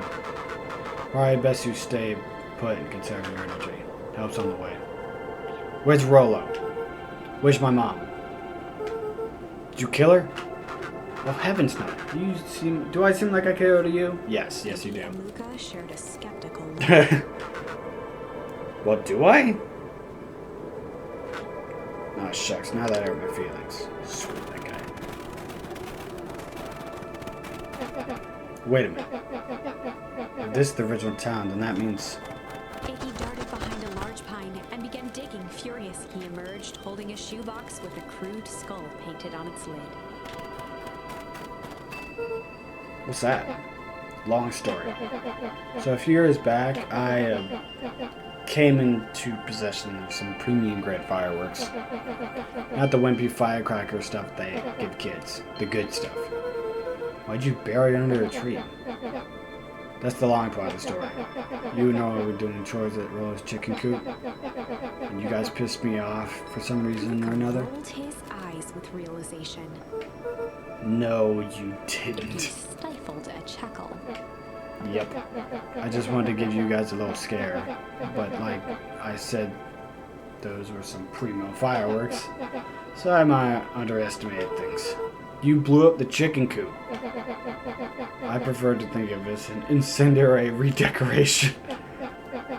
Sorry, but looks seen looks on your faces. You should have seen the look on your faces. Rolo got grounded for months, which is why I need to stash the evidence in my low. So I bury him under that tree. When I came back for him later, they were gone. The first grown and found and toasted. Iggy triumphantly raised the shoebox. Turns out it wasn't fireworks that got moved. It was us. Unbelievable.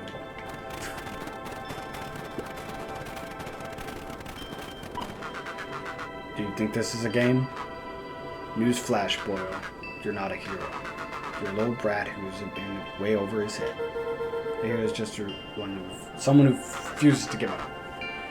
Comics these days are rotten children's brain. Everyone thinks they're a spaceman superhero. I was always partial to Hank at times myself. Is that so? Do you really think you have a chance against us? You have no idea how powerful we are. Prepare for blast-off, loser.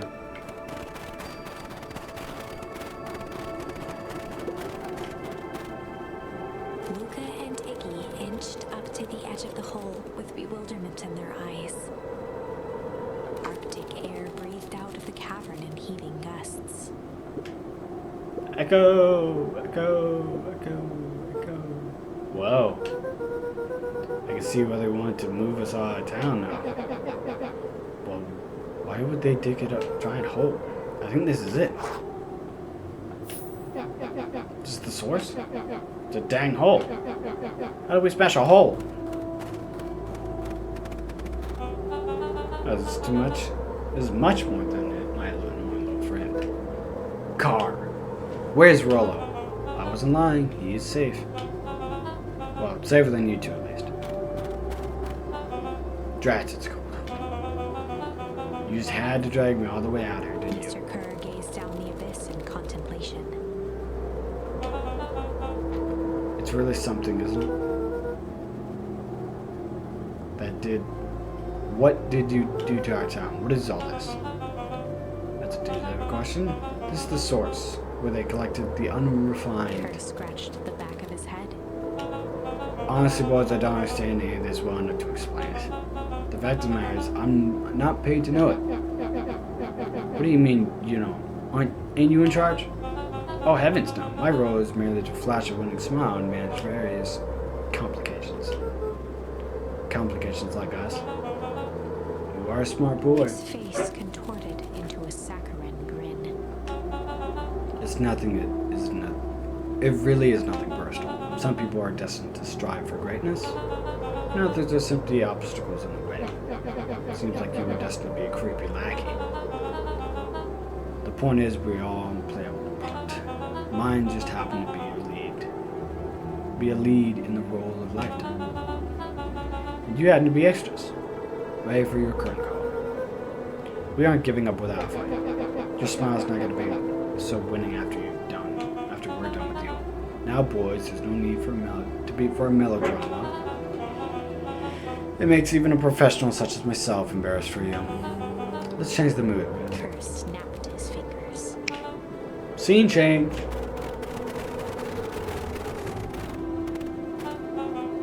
There, that's better. Deal with them. Iggy turned to Luka with a sly glance. Why are you smirking? Because I have a box full of fireworks. You don't. Iggy waved the box into the air, threatening to drop it down the hole. Stop. Let's not do something regrettable.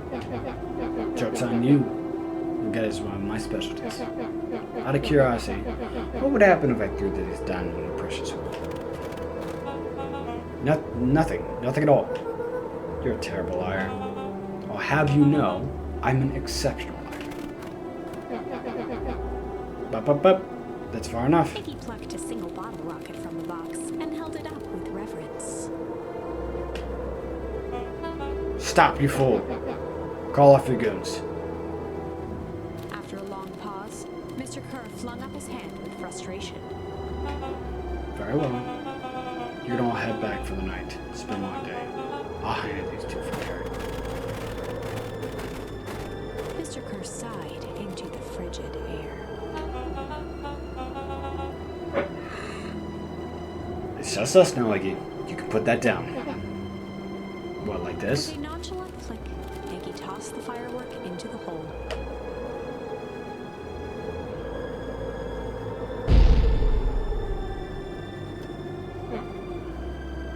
Oh. Ooh. Wow. With a growl, Kerr leapt at Iggy, crashing through Luka. Oh, He tried fuck. to twist away, but in the struggle they both tumbled over the side. Luka dove forward, bracing Iggy's hand just before it slipped. His grip was made precarious by the cold, wet snow. You could see Kerr further down, clinging to Iggy's coat. You reckless child, what have you done? Luka, listen to me. Hold on tight, use the walkie-talkie to call them back. What channel do I use? It doesn't make a damn difference. They're always listening. If you do that, the clipboards will just haul us back and snag us both. The only way to get us out of here is if Kerr's out of the picture. Just let go and save yourself. If he lets go, we both die. I don't want to die, but seeing the look on your face almost makes it worth it. Mr. Carr, you've had a long life. Why don't you actually do something selfless and just let go? Jesus! Long life! I can still play 25. You should have heard me sing the part of Phyllis Young. Look in his eye, Mr. Kerr began to hum a proud melody. Are we really doing this right now? Yeah, he's a little distraught right now. Wow, can you believe this guy? Luka's hand began to cramp. His voice began to crack. Carr, just let go. No can do. If you want to save your friend, you have to save me too. Luka, look at me. It's okay. Luka felt Iggy loosen his grasp. You aren't going to kill your friend like that, are you? Every muscle in Luka's body burned. I'm not his friend. Yes, you are. Nah, I'm just a no-good bully. Like you, Carr.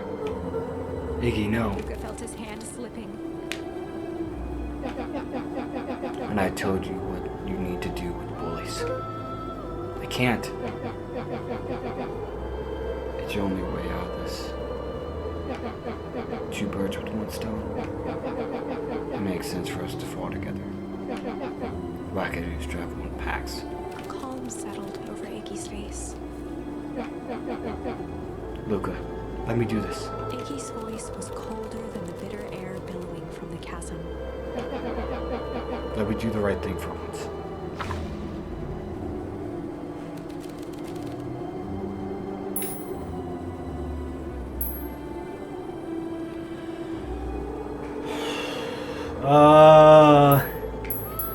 Fuck. I'm gonna accept it. Luka had no choice but to accept Iggy's request. With a quiet blink, Luka watched a teardrop sail down into the howling void. As his fingers slowly gave up, he met eyes with Iggy. Good.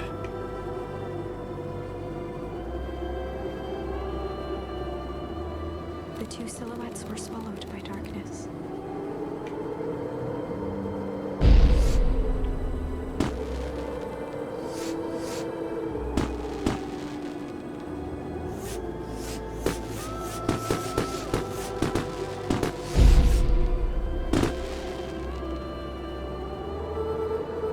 Have a goodbye, Icky.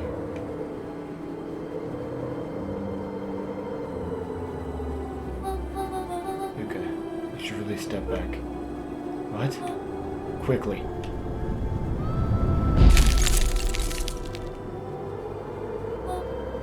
Curious. But of course. The fireworks must have just been the right amount of energy. You should get out of here before the perennial harvest arrives. No, not tell me what just happened. Your friend's sacrifice just saved this town. For a little while, anyway. How? Timbus liquium is a peculiar substance. It can change the relation between matter and time itself. But doing so requires invaluable energy. In a closed system, that energy could only come from its surroundings. Useful side product of this property being, by adding precisely the correct amount of energy to it, can create a cryogenic cascade.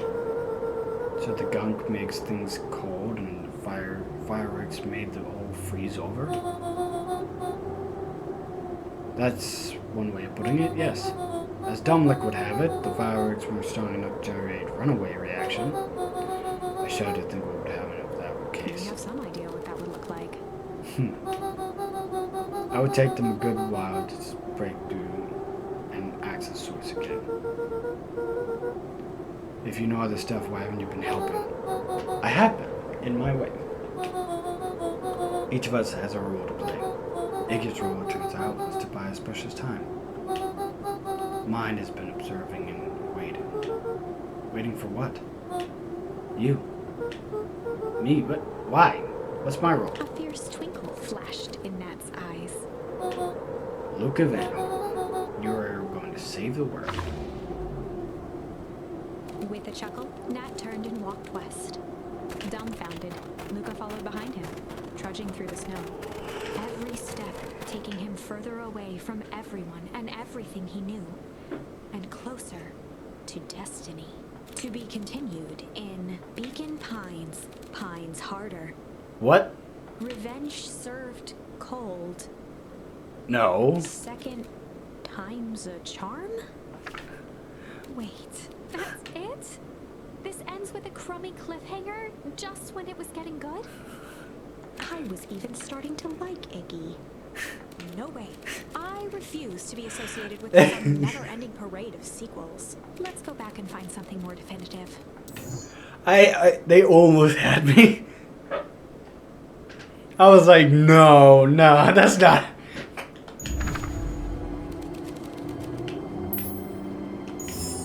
Luka had no choice but to refuse Iggy's request. He tightened his grip and reached for the walkie-talkie in his pocket. A wild delight crept onto Mr. Kerr's face. That's a good lad. Now, radio for help. Iggy begged Luka with his eyes one last time, but Luka pressed the button. We need help. Mr. Kerr is in danger. It wasn't long before they were once again surrounded by clipboards. Mr. Kerr sighed with relieved frustration. There you are. You really are a worthless lot, aren't you? Mirror, now. switchboard dutifully produced an ornate ivory hand mirror, and Mr. Kerr began preening his tousled hair. Ah, that's better. Mr. Van Horn, I applaud your sharp thinking under duress. I'll put in a good word for you with the founder. Take them away. A swarm of hands overpowered Luka. The last thing he saw before a cloth bag was pulled over his head was the defeated look on Iggy's face. The end. Oh, fuck. I think this was one of those times where doing the right thing was the wrong thing.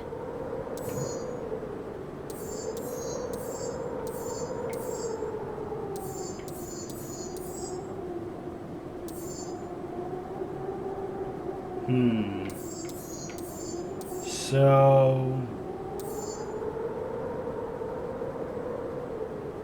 let's go here and do the chill cop.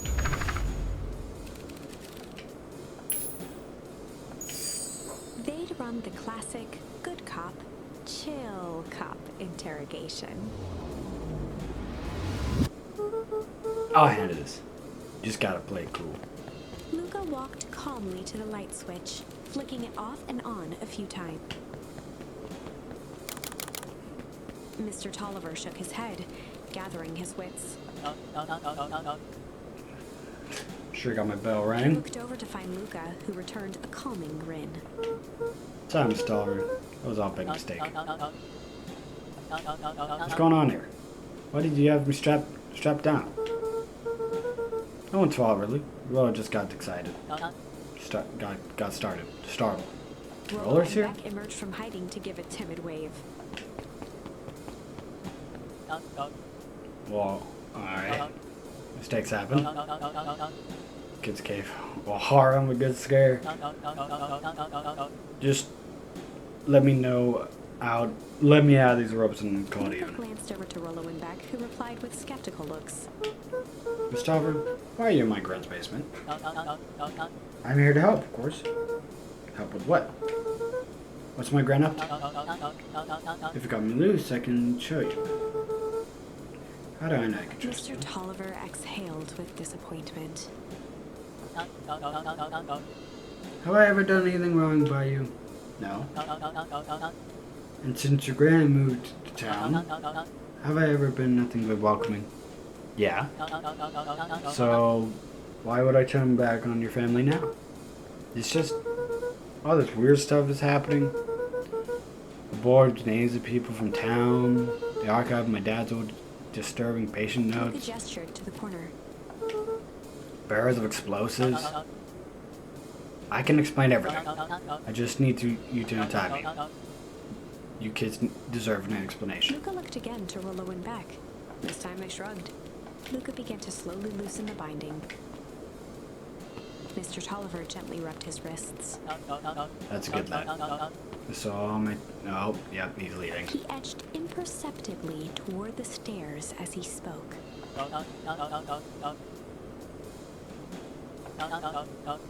Very dark past Before the indeed. kids had even noticed his movement, Mr. Tolliver was at the light switch. Just the paths must be He brought to punctuated his final words by flicking the switch and rushing up the stairs. light. Son of a. Beck darted to the wall and turned back on the lights. It was too late. Rollo confirmed what they all heard. He just locked us down here. Mr. Tolliver's muffled voice came from behind the door. I wasn't lying, you know. This is for your own good. You kids just keep us tight down there. And let the adults They handle looked bewildered at each other. Play it cool, huh? Not now, Beck. They heard the staccato thump of quick steps exiting the house. The kids looked down in resignation. This isn't how it goes in Hank Atomic. For some reason, they'd always assumed it was up to them to save their town. Luka opened his mouth, hoping to conjure some magical words to make this right. Only a hollow croak escaped. The end. Well, Okay. we certainly aren't going to find a grand resolution to our tale locked in a basement. Back to the drawing board. Okay. So it looks like. Yeah. So So it looks like this hum is my only option here. Hum. And in the stillness, he began to hum. After the death of his father, Luka had trouble sleeping. Each night, his mother would sit at the foot of his bed and hum a gentle melody. It was the only thing that could calm his mind, the only thing that, however briefly, could make it all seem okay. That melody pervaded every memory Luka had of his mother. Shivering in the raw snow, he began to hum it out loud.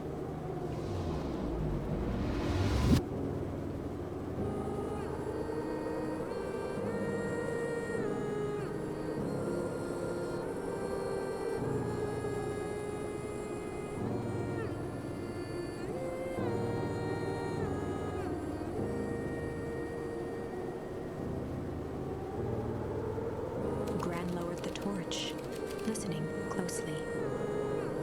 As recognition slowly set in, her heart sank. Those countless nights of consolation, the incomparable loss they shared together. She let the torch fall to the snow and sizzle out. A few steps toward Luka was all she could bear before dropping to the snow herself. Through a flood of tears, she began to hum along, note for note.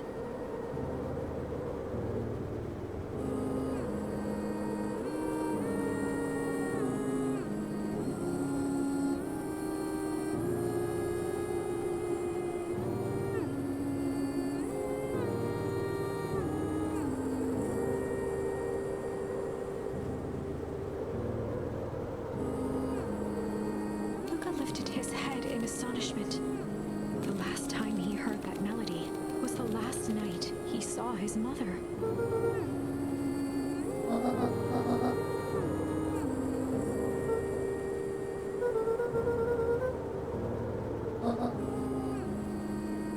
Luka blinked through blurry, watery eyes, trying to see more clearly. He could just make out the impression of a familiar face. He peered across the snowscape at the woman on her knees.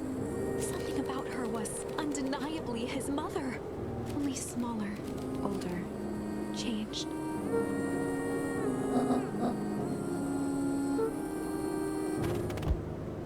Luka sprinted as fast as he could toward his mother.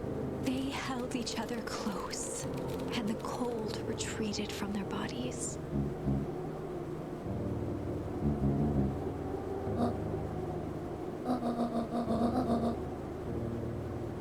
Eleanor looked down at Luka, tightening her embrace in an appeal for forgiveness.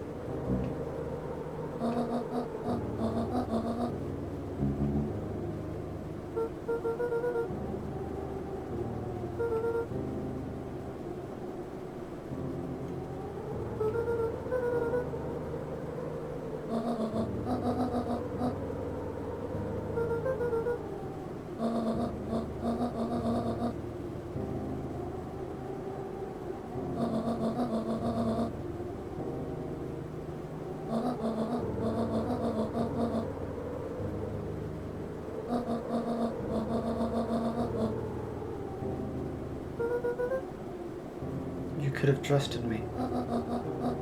These are bad people, Luka. They won't stop until they get what they want. And they don't care who gets in there in the process. Then what do we do? How do we stop them? Joseph slumped into the cold, wet snow. They can't be stopped. This is too big. They tried being at their own game. I'm done fighting fire with fire. For the first time in a long time, her voice felt like her own again. No more lies. I see now there's a better way to stop the perennial harvest. The cold, hard truth. Luka gazed down at Nuncreed with pity. He looked small. Joseph stared into the snow, as if searching it for answers. Come on, everyone. We've got a party to crash.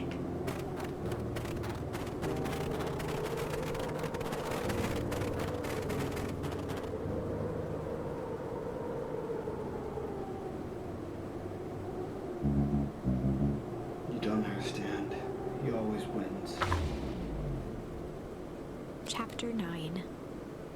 The Devil You Know.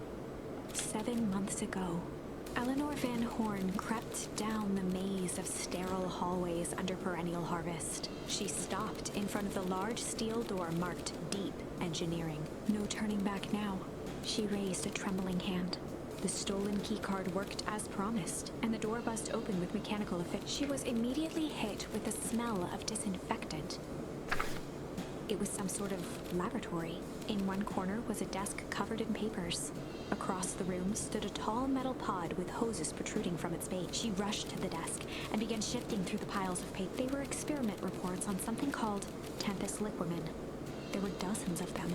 Every one stamped failed. Eleanor heard the sharp echo of footsteps approaching. She was out of time. Her eyes scanned the room, eventually landing on the strange pod. Muttering a curse under her breath, she dashed over and dove inside. This is months ago. Wait. Oh. Okay.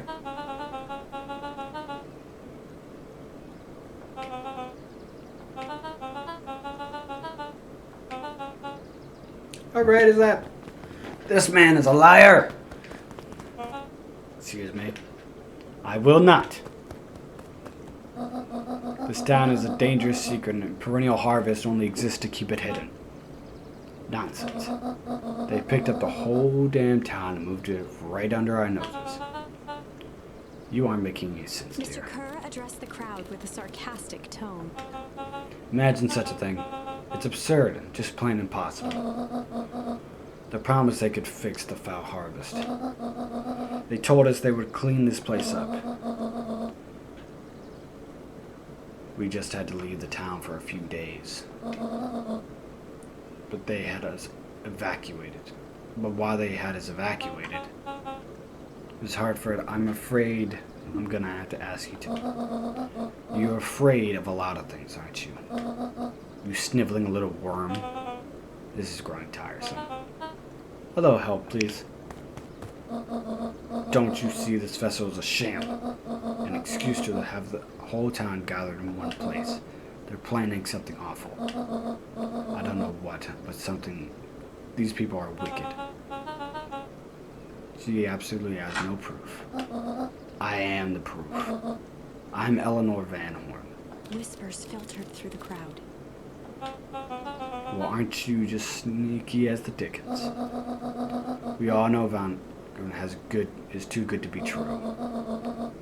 And now the whole place is paying the price. The whole town is paying the price. I'm sorry. Ladies and gentlemen, I'm sorry about the disruption.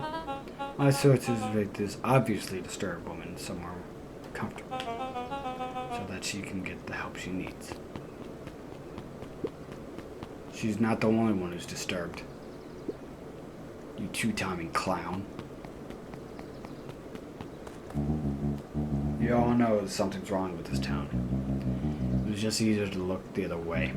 The truth is,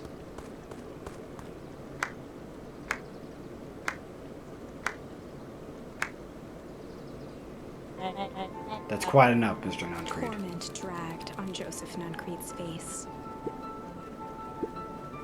Yes, sir. Take them away. No, I want them to see this. The ever-tempestuous Eleanor Van. You've been quite the thorn in my side. Like a weed that's burrowed in where it doesn't belong. I must confess you look dreadful. He paused for a moment, plucking a piece of fuzz from his sweater and discarding it to the ground. Consider yourself in a rare company. You've managed to pull one over on me.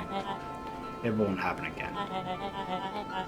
I knew you were some sort of plan to disrupt my little party, but alas, I expect a bit more impressive than an incoherent ramble. No matter.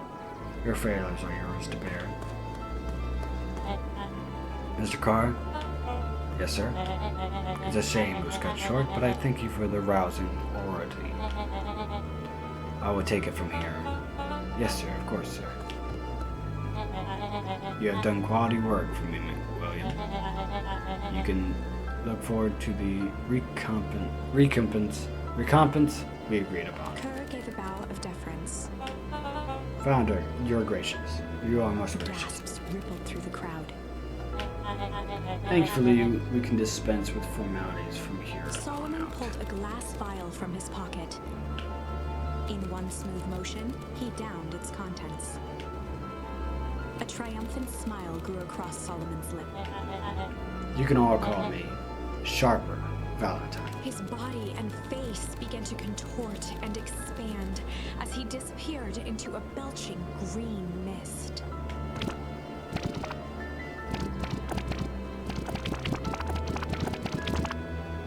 A hushed horror gripped the crowd. This is a story about change. What? No. You don't see that? You didn't see that coming? Good. Sharper examined his new hands. This is quite the improvement. Everything looks so much smaller now. Eleanor was right about one thing. This festa was a ruse. I wanted you all to witness my glorious return with your own eyes. Why does everyone look so downtrodden? It's a celebration, people. Maybe it would help if we set the mood. Mr. Carr, be dear and reveal the sign. Ha! Wonderful. Sharper choked out a crude squawk of a laugh. Frustrated grumbles sprinkled through the crowd. Sharper, you malicious bastard. I'm glad you're back so I can tell it to your face. You destroyed this town. You ain't gonna try and get away with it again. Sorry, this is not the time for audience participation. Some assistance, Mr. Carr? Kerr gave a subtle nod to the clipboards. I know it's saying Carr, but I'm gonna continue saying Carr. You coward! Does anyone else have something to contribute? A helpless quiet settled over the crowd. I thought so. Did you all truly believe you could be free of me? A town of complete and utter fools? You people should be celebrating my return. You clearly lost without me. You're clearly lost without me. And that leads me nicely to my children. Daddy! I gave you both the great gift a parent can give. The opportunity to prove yourselves in my absence. Squandered. I say I'm disappointed would be an understatement. But silence, Augustus, an adult is speaking. I don't know which is worse, a son who's completely helpless, or a daughter with such potential who inevitably lets me down. Whereas you fail with me with admirable consistency. Thankfully, I was counting on this time. Father, have been wasting time, my dear. What have you accomplished? I was focused on cementing our legacy. Legacy? You need your legacy when you can live forever. But what about... Sorry, kiddo. I'm afraid you suffer from lack of imagination. There's just no helping it. Now then, where's Joseph? I didn't even... Oh, there he is. You didn't take the opportunity to slip off, did you? Like, did he actually slip off? There he is. Everyone, you should give him a hand. Now that should be possible without Joseph. I think you've said enough. Nonsense. The people deserve to know how helpful and loyal you've been. I only did what I did because he left me no choice. You always had a choice, Joseph. You were simply too weak to take it. No matter. Cheer up. You're about to be rich beyond your wildest dreams. You should follow Mr. Kerr's example. When I found him, he was in a sorrier state than you. An aging actor, desperate to capture his youth. He played his part, and soon you'll be able to play the leading man again. Forever, in fact, if he remains loyal. That goes for all of you, or those who haven't already frittered away my goodwill.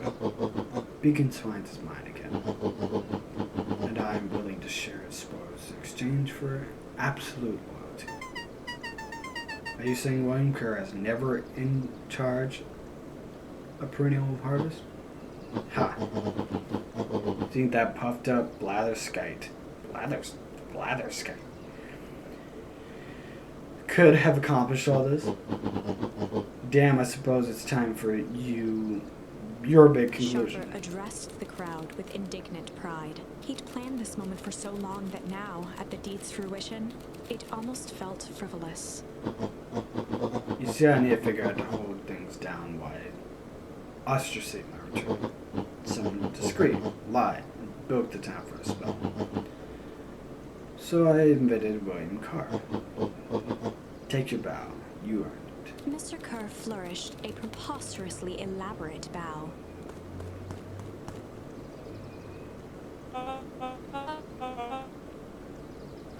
Patrick C. Montague? Thespian extraordinaire at your service. Founder, I just want to thank you for this opportunity. True was a roll of a lifetime. Wait, so Bill Kerr was past sea the whole time? Now that your secret is out in the open, what's to stop this town from rising up against you? Well, that's the delicious part. Fear. Thanks to our clipboards, I now know what each and every person in this town fears most. I'll make those fears manifest for anyone who steps out of line. The choice is simple. I'm not afraid of you. Ha! The young hero. I've kept a keen eye on you, boy. You and your friends made a habit of disrupting their plans. What a pity. Things would have gone a bit differently. You might have had a moment of triumph. That's fate for you. You can't do this. Oh, but I can. I have one. Never underestimate what a great man can do given time. And not time is my plaything. Perhaps the most expensive thing I've ever bought, but well worth it. Ha! Sharper coughed up one final laugh and cracked his knuckles. Enough chit-chat. Let's get to work, shall we? And so, Sharper set about remaking the town in his own image. The fertilizer factory soon reopened for business. Sales rose steadily, as more and more farmers across the countryside began to swear by its miraculous properties. Beacon Pines became famous, a secretive town that, for the right price, shared its gifts with all. Gifts that became more and more necessary in a world where winters grew longer and longer. This is wrong, but things are becoming clearer now. You can feel it, right? We can't let Sharper win. He might just be the key to this whole thing. Let's see. I got one. It was.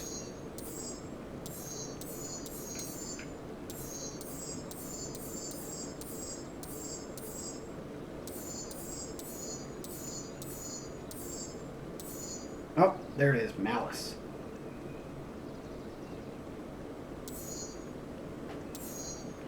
Okay. Malice.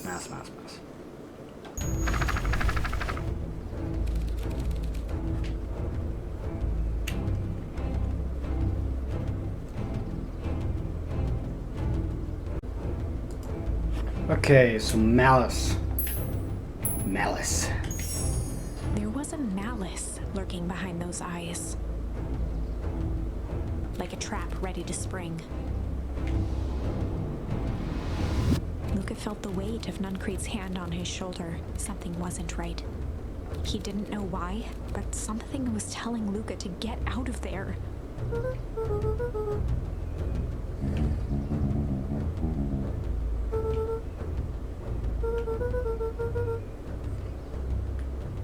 Luka twisted free of Nuncrete's grasp.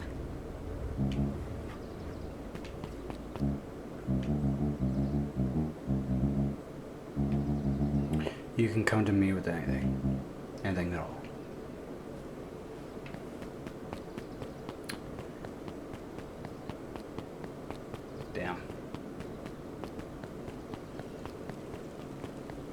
Oh, hey! The festival decorations are a bit humdrum. I know if I were to throw a festival, it would be a thing to behold. I agree this is all more than a little sad. It's worse than sad. It's boring. What if we did a little something to spice things up? I'm listening. I know the festival sign waiting to be unveiled. It should be a shame if someone... The two scurried off, eagerly formulating a plan. So I guess I thought he was an adult in like the beginning, but now that like... Oh hey! Identify yourself, please. Nellie Modwell. I work here now. I'm unable to locate you on the staff roll. Oh, I don't officially start until tomorrow. Mr. Kura said I could come in early tonight to get a few things done. Oh, please. Clearance authorized. Thank you. Our harvest awaits. That's not creepy at all. No, I never talked to this guy. Hey, Mr. Sinclair. Mr. Sinclair continued snoring and lifted one eyelid just enough to see who it was, a tactic he often used to avoid undesirable conversation. Yoo-hoo, Mr. Sinclair. Ah! Don't you see I'm sleeping, boy? Hasn't happened today. Crummy as always. Used to have a perfectly nice view from here.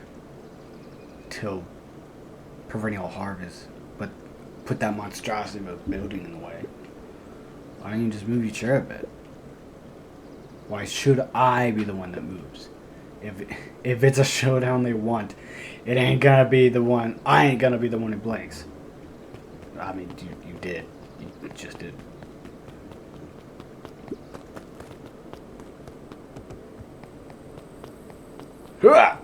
Oh, roll. He aired a long holler into the woods. Rollo.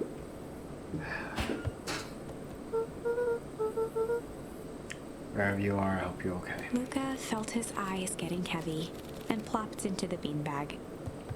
I don't really remember where He we were in this conceded to part. its lumpy embrace.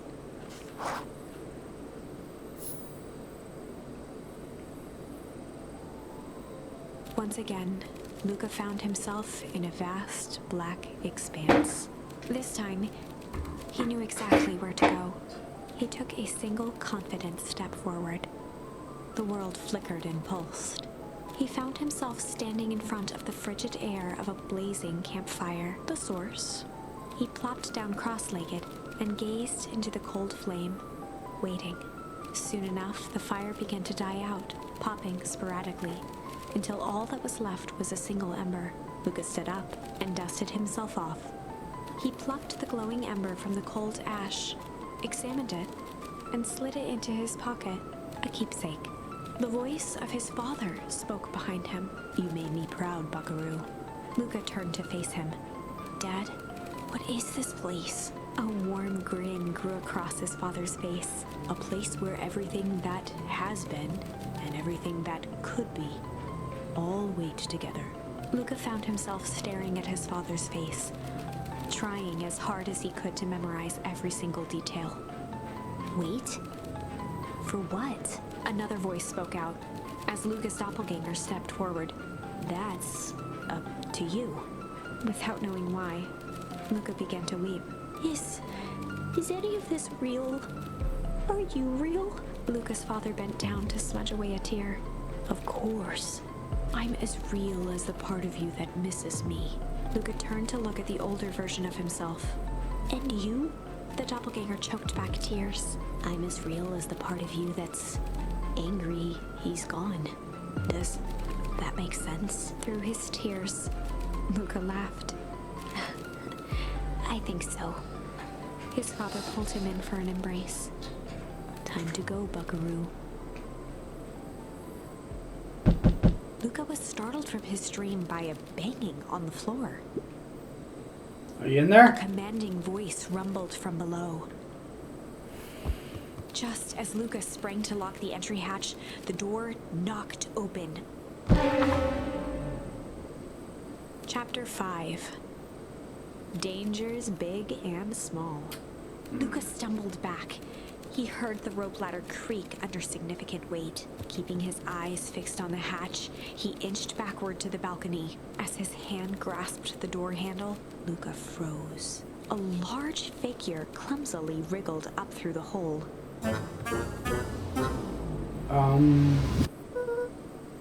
Stop right there. Or, wait. I know it's dark, but I figured you'd recognize me. Who are The you? large figure cocked its head inquisitively. Oh, shit. Stop now or I'll clobber you with a baseball bat. Whoa, take it easy. Look, you need to keep your eyes checked. It's me, Rolo. Nice try, but you aren't Rolo. You're like one of those random uncles or something. Crazy. Uncle? Luka, quit messing around. It's me. If it's really you, prove it. Flamin' chicken goop, Luka. Luka's jaw dropped. He peered more closely at the man standing in front of him. Something about him was undeniably Rolo, only bigger, older, changed. How? What happened to you? When I was running away, I ran into more people in those yellow suits. They grabbed me and dragged me away. Where did they take you? I don't know. They threw me in a bag. They threw a bag over my head. It was cold and smelled like a swimming pool. I think it was an underground lab or something. They made my hands so big. Look. Rolo proudly presented his hands to Luka. Pretty sweet, right? I mean, it wouldn't be my first pick for a superpower. But beggars can't be choosers. Or it wasn't just your hands. Your feet too. Dang, I just made new shoes. Wait, look. Why are you so small? Did your dad Luka moved realize? to the side and pointed Rolo to his reflection in the balcony window. What the? His hands shot up to his face. Holy Toledo. Rolo, what did they do? They made me drink some sort of green crud. Ew. Actually, it wasn't too bad. It kind of tasted like licorice. Ah, okay. I passed out and woke up like this. And then I sort of smashed open my cage and escaped. Well, you smashed open a cage? Kinda. At least I think I did. It's all a bit of a blur. They had you in a cage? Who are these people? I don't know who did this to you, but we're gonna fix this. Fix it? This is awesome. I'm glad you're safe now. You don't need to worry about me. Sure, I got snatched, but look at it this way. I got snatched. I know where snatched people go. We could finally have a lead on what happened to your family. Maybe you're right, but this cell seems dangerous. Danger? Ha! Rolo shadowboxed a few jabs. I'll take them all on. Hey fellas, what's up? With a yelp, Rolo dove behind Luka. Did I come at a bad time? Who the heck are you? This is Beck. Sorry, something truly bizarre just happened and I need help. I don't know where else to go. So you're just hanging out with your large adult friend? Oh no, this is my buddy Rolo. This is your missing friend? One the same. He seems a little old. I'll have you know this is a recent development. What the heck does that mean? Oh, I'm sorry. You're the one who's just showed up out of nowhere. So we'll be asking the questions. That's fair. How did you find us? Your silly treehouse? I think you mean our silly miscontrol. I'd beg it to you, but your secret path isn't so secret. And I could hear your racket from a mile away. I see you. See, Luka, this is why we need to improve security around here. Not really. Not now, Rolo. Beck, you said something bizarre happened? Yeah, but... She shot a nervous glance at Rollo. Anything you say around me, you can say around Rollo. This has been a weird day all around, hasn't it? Yep. Beck's eyes narrowed. Okay, so it all started when I made it back home. My first order of business was to try to salvage my hair. So I dyed it with some stuff from the chemistry set my mom gave me. Okay. Just need to play it cool.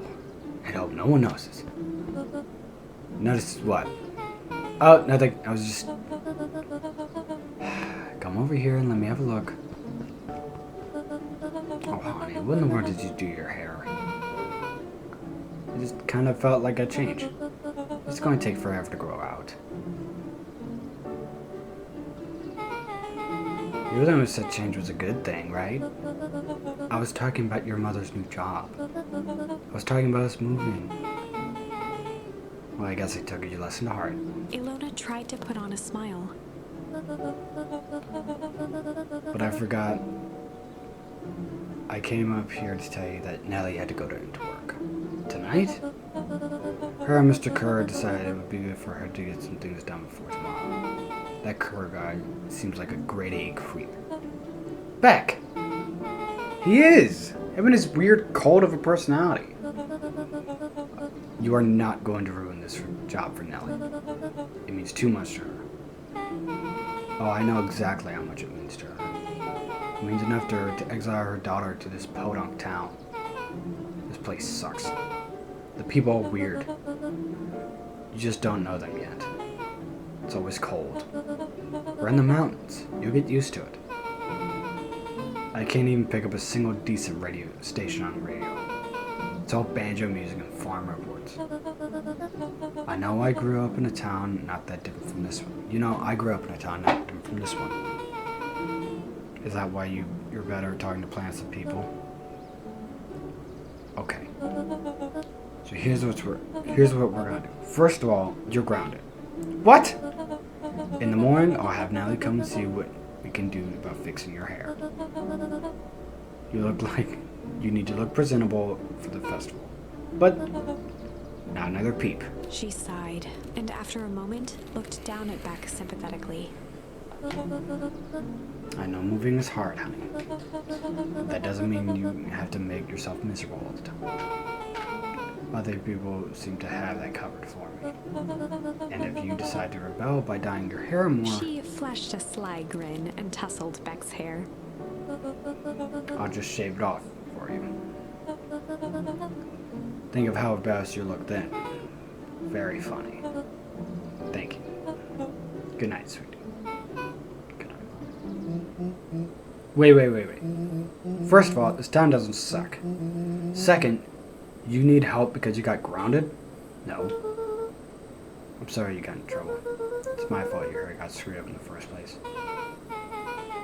Don't worry about it. I actually kind of like this look. Great. Can we get back to the story now? The next part is important bit. I have the radio I upgraded with my mom, and I was too angry to sleep. So I tried dialing in something worth listening to.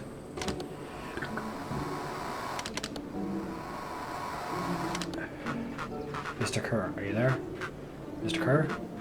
Yes, I'm busy. What is it? Apologies, I have the founder on the line. Patch him through immediately. One moment. Hello, sir. It's nice to hear from you again. Skip the pleasantries. What's your report on the new lead researcher of the deep engineering? Nellie Mondwell seems to be integrating nicely. At the moment, she's working to help us meet our deadline. She had to work overtime before I even had the chance to suggest it. Excellent. And you have the faith that she's capable of finishing the work left by her predecessor? Her work must be complete before the festival. I'll make sure she stays day and night until it's accomplished. Good. You know how I feel about loose ends. Yes, sir. Once she has finished the work, we need to make a determination regarding her long-term prospects with the company. Immediately, sir. I usually have more time to bring people into the fold. We are at endgame, Bill.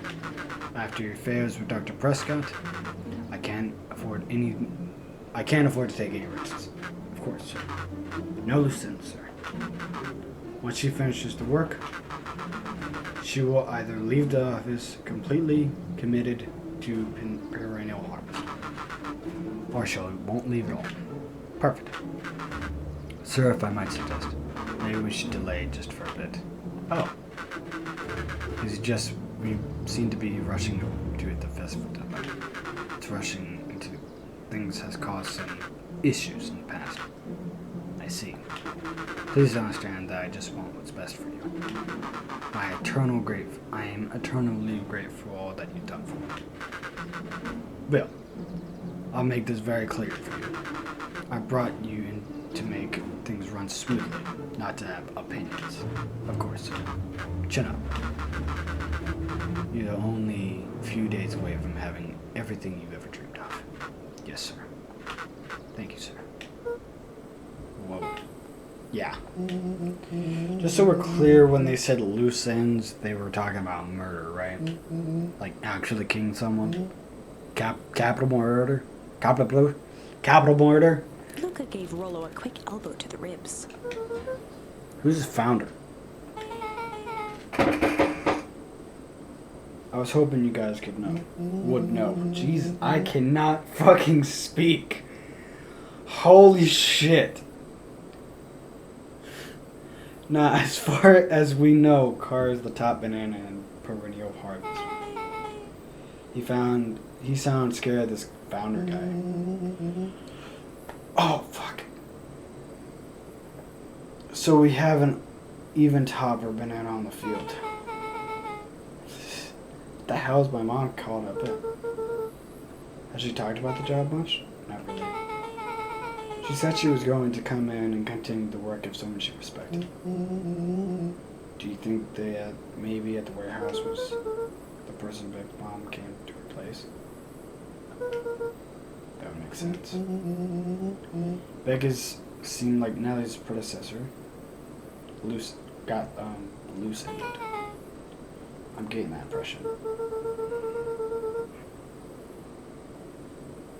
So we need to get your mom out of there before the festival begins. 2 days. That's 2 days away. It won't just come home after work. Won't she just come home after work? The creep on the radio said they were gonna hold her there until then. So if she's not coming out, we gotta go and get her. Beck flicked a large sheet of paper out of her pocket and slammed it on the floor. Maybe that's all. Do you have blueprints? It's really just a welcome map from my mom's PH orientation day. But it shows the layout. This looks like blueprints to me. Look, here's a reception area. There's a big room marked Founder's Office, and even as exit marked. Guys. We have a deadline. We have an objective. We have blueprints. You realize what this means? Rollo started to wiggle with excitement. I think we're heisting. This is officially a heist. Chapter 6. The Heist. They spent the night's end huddled around that small map, formulating a plan to infiltrate the headquarters of Perennial Harvest. It would be no small feat. A modern facility equipped with all manner of technology, not to mention the swarm of clipboards that would most certainly be scattered throughout. By the time the sun began to peek through the car window used as a makeshift balcony door, all were in agreement. This could just work. The final day before the festival would be used to prepare. They'd need to pool every resource at their disposal, pull every favor with a thread. Even enlist some unsavory characters around town with important tasks only they were suited for. Luckily, there was enough ill will and mistrust toward Perennial Harvest that alliances could be found at a bargain. Luka, Beck, and Rollo rubbed their eyes as they exited the treehouse. They hadn't slept at all that night. There was no time. The festival was to begin in 1 day, and they each had their assignments.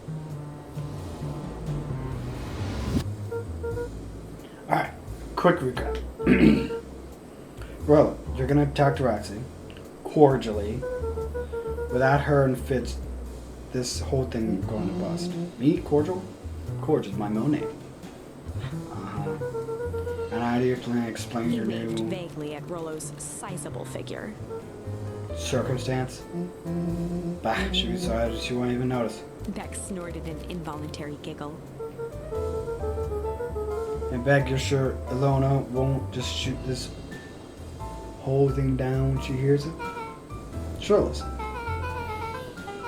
Once she understands that danger Nellie is in, we're all... Yeah, the plan would make sense. Okay. That leaves me with Jeff and Iggy. How are you possibly going to persuade them? I think so. They each looked at each other with sleepy confidence. Well, Godspeed. Unless they help with Jeff. Alright. Let's have it again, Tish.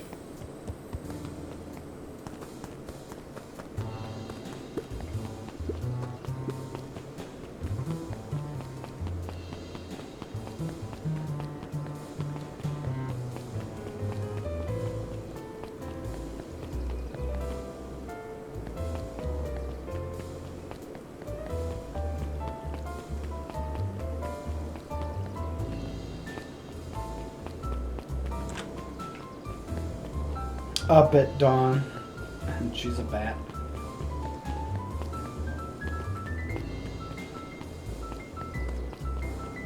Where are they?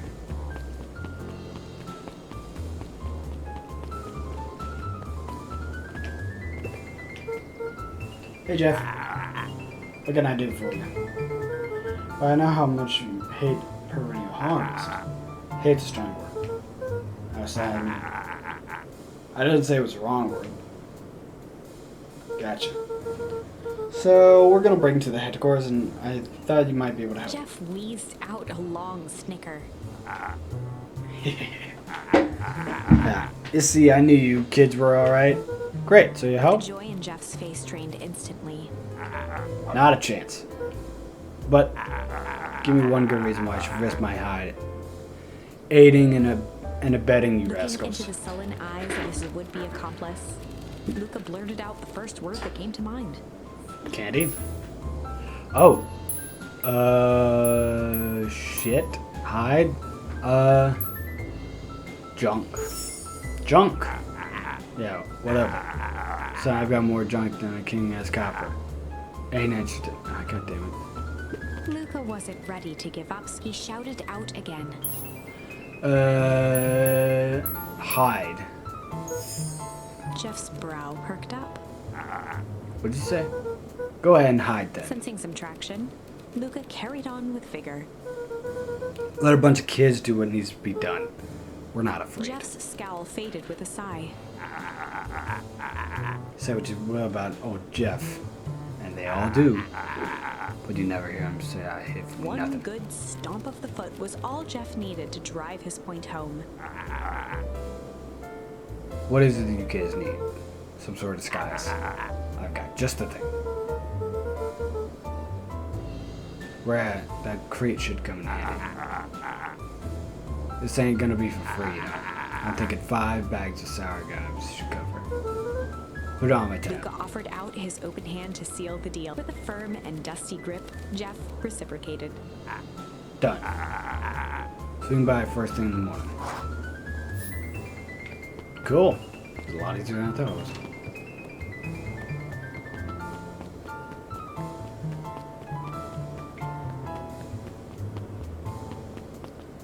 Oh, hey guys. Hey Tish, look who's here. Look who it is. The guy here trying to tickle us to death again? Look, just hear me out. Iggy raised an eyebrow suspiciously. We're listening. Yeah, I know we've both been giant bags of shit.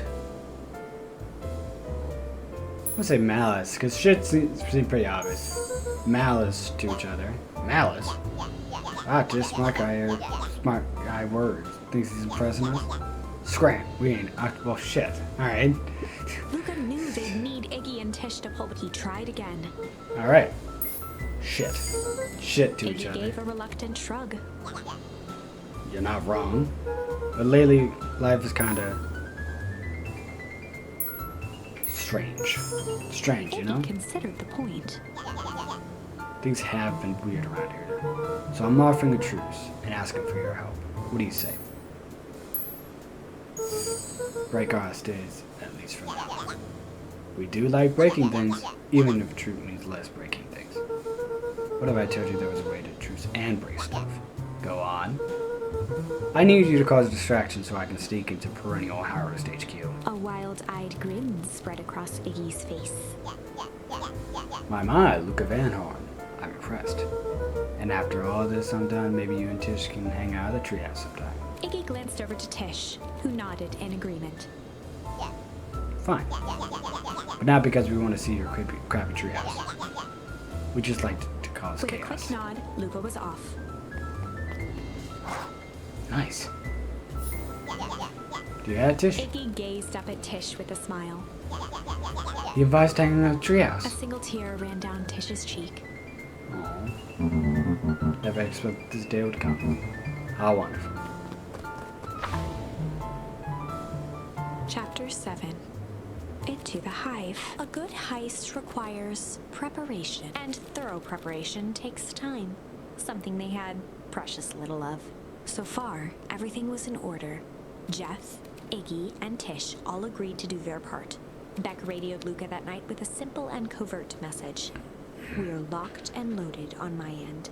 And Rollo, after a lengthy confession, managed to persuade Roxy and Fitz to help. He stowed away in mission control for the night to avoid attracting attention.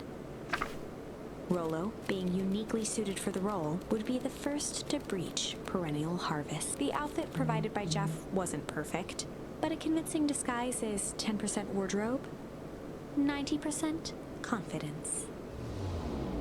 Dude, like a handyman or something? Rollo took a few vigorous breaths and shook out his arms.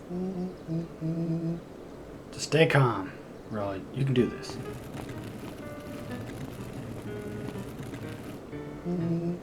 Got your liver here. Deliver? I don't have anything in my notes about delivery. One moment.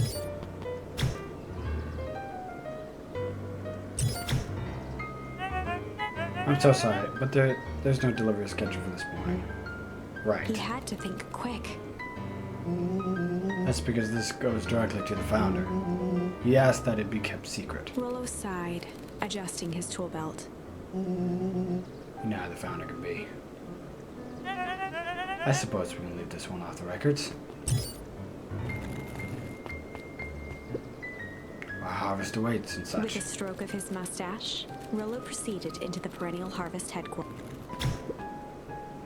Our harvest awaits? Baggage here for the founder. Yeah, this is a need-to-know kind of thing. Oh, I'll just He check. stammered and flipped through the pages of his clipboard. This goes directly to the founder. I don't have time to fill you in. Oh, I see. If you could just complete this Rollo form. interrupted with urgency in his voice. Every time with the forms. Look, if you want to explain the founder why I'm late, well, it's your funeral. I'm sorry. What did you say your name was again? Rollo panicked. Our harvest awaits. Sir, that's a restricted area. Excuse me, sir. Our harvest awaits.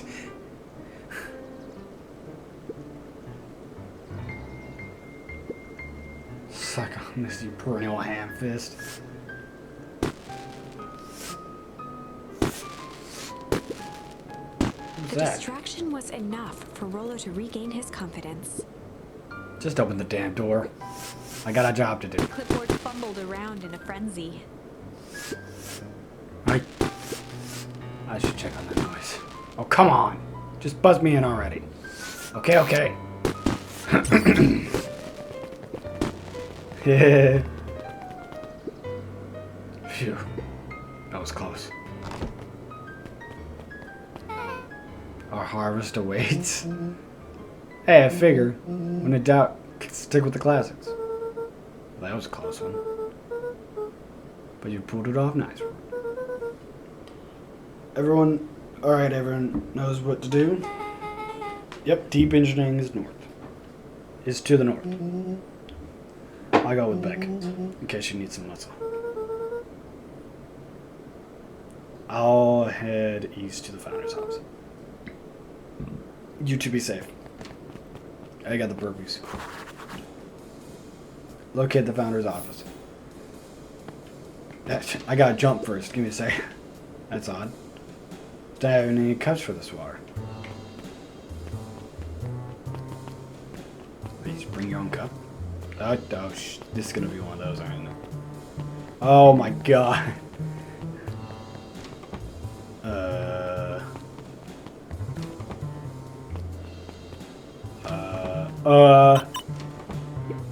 Solomon? Solomon stopped in his tracks. Luka? What are you doing here? It's a long story. You okay? A veneer of confusion flashed across Solomon's face. His words rushed out dramatically. No, I'm certainly not okay. Some strange people grabbed me. Were they in hazmat suits? Yes. How'd you know? They brought me here and locked me up, and when they were distracted, I ran. Dang. Okay, you should stay with me. We've got a plan. Solomon's facade briefly faltered. We? Yeah, Roland Becker head to deep engineering. Thank heavens you found me. We gotta get out of here. We can't just leave just yet, but they'll catch us again. We gotta do something first. When you were running, did you happen to see a door marked the founder? Founder? Why are you looking for him? I'm not. I'm just looking to get into his office. I did think I saw a door. It's just down this way. Luka happened to notice a plaque above the door. Office of the Founder. Knocking comes with consequences. Oh, here it is. Cool. So it is. Pretty lucky that I ran into you, or I also would have missed it. Truly fortunate. Luka tried the handle. Locked. He came out of that, didn't he? Solomon leaned forward to examine the mechanism. Regrettably, it seems some sort of electric lock. I don't see how we could possibly be Luka locked. smiled and looked at his watch. Let's just wait a minute. Oh God.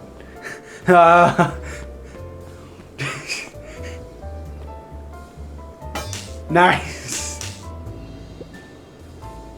So fine business you up to, but I like it. She mined a quick hat tip and ambled off with a whistle.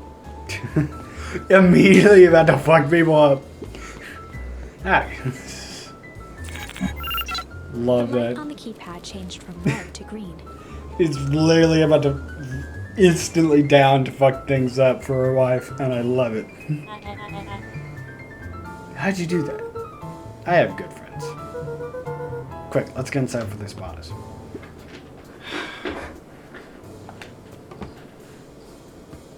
Luka switched on his walkie-talkie. Rolla, I'm in. As expected, there's a control panel. Great time. We're stuck at a door marked 24601. Need you to get us through. What if someone catches us? We should get out of here. I'm not leaving my friend Solomon. On the computer screen, a green cursor blinked in a password field. Sure you don't have a way to get around the password? Luka pecked out his best guess. Underground secrets. The screen blinked Wow. to life. Columns of green. Can you letters imagine on a seeing- black background. Could you imagine seeing this kid and just like, surely you don't know the password? Puts in the password. How'd you just guess that? It's an absurd password Roller heard when he was down here. It's funny how someone arrogant enough to call themselves the founder used such a basic password. Or they were thinking several moves ahead and not expecting anyone to guess something so simple. These villain types always end up outsmarting themselves. Solomon's jaw clenched into a Your pods of deduction are impressive as your luck. Luka quickly scanned the columns for number 24601. I think that should do it. Bingo bongo. Doors open. Luka, you never fail to impress. What is that slippery loud doing down there? We have a friend whose mom is in trouble. We're here to get her out. I see. Luka, I think we're close. The next door is 13806. Once again, Luka scrutinized the numbers on the screen. In that moment of distraction, Solomon reached forward and pressed a large red button. Maybe this one opens the lock. Crap, you've got company. Luka, must go faster. One sec, I think can't think with all this He quickly noise. skimmed the screen with his finger. There's 136. Go, go, go. Don't beat yourself up. I know you're just trying to help. I thought they were carrying guns for a second, but it's just the clipboard. Oh man, the water cups. Roll out!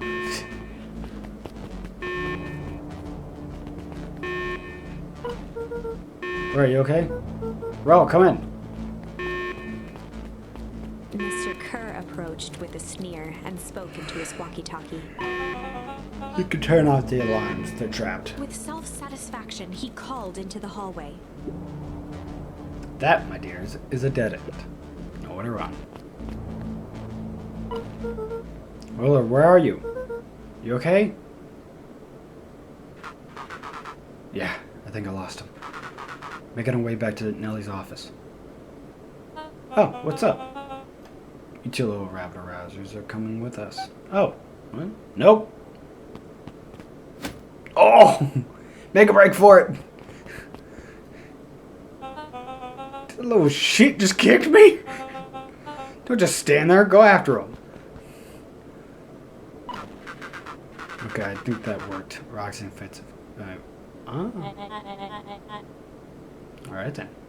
I'm trouble following just what happened. Like I said, it's good to have friends. Well, how long do you think that was distracting?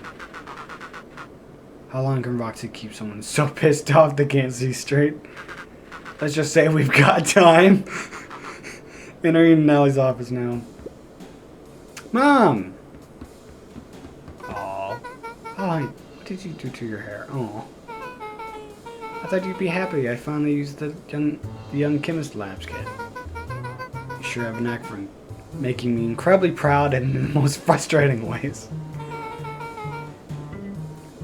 We need to get you out of here. Who's your adult friend? Oh, I'm not an adult at all. Ever heard of growth spurt? I had more of a growth spew. That's not possible. Nellie leaned over to examine his teeth. Substantial bandings on the enamel, consistent tempest exposure. Is that what you call that gunk they forced me to drink? You drank it? Oh no. They told me it was only being tested on plants. Oh, beg, sweet Anne promised I didn't know. Mom, what the hell is going on with this place? I was brought here to work on the discovery of a lifetime. A novel chemical compound was discovered under beacon pines, in a wellspring they called the source. They named it Tempus Liquimum. It pulls energy from the surroundings in order to fundamentally alter matter's relation to time. It was a secret to Valentine's fertilizer that harvests the source, infusing small amounts of the Tempus into the product. Works wonders, drastically accelerating plant growth. Crops would be ready to harvest in a fraction of the time, but it led to complications. The foul harvest. Perennial harvest came in to clean up the mess to succeed where Valentine failed. But Tempus Liquimum is rebellious. You can think of it as a manifestation of change itself. It's volatile, but it's by its very nature. So the more you try to force it to do a specific thing, the more it resists, yes. I can relate to that. My role was to finish the work of the doctor, of my predecessor, Dr. Prescott. Harness Tempest Liquium to reliably manipulate an organism's age. Just imagine how many people you could feed. Mr. Kerr was very insistent that we achieve a successful result for today's festival. But you didn't, right? Nellie sighed. You know how much I would love a good puzzle. I poured myself into the problem. It was a long time I discovered oddities in Dr. Prescott's notes. Oddities? They contain obvious errors, mistakes that someone of his reputation could never make. So I fixed them, and now I get to replace my entire wardrobe. I truly am sorry. Meh. Those clothes were all hand-me-downs anyway. It sounds like Dr. Prescott figured it out, got cold feet, and intentionally sabotaged his own work. I had considered that possibility. I've sent a letter asking him to clarify his thinking. Mom, Dr. Prescott is dead. Kerr had him killed. What? I overheard them talking about it on the radio. It's why we gotta get you out of here. I just... like now. Wait, the vial! I finally solved the chemical equation allowed direct control of aging. Mr. Kerr picked it up just before you came in. All the more reason we gotta have it to.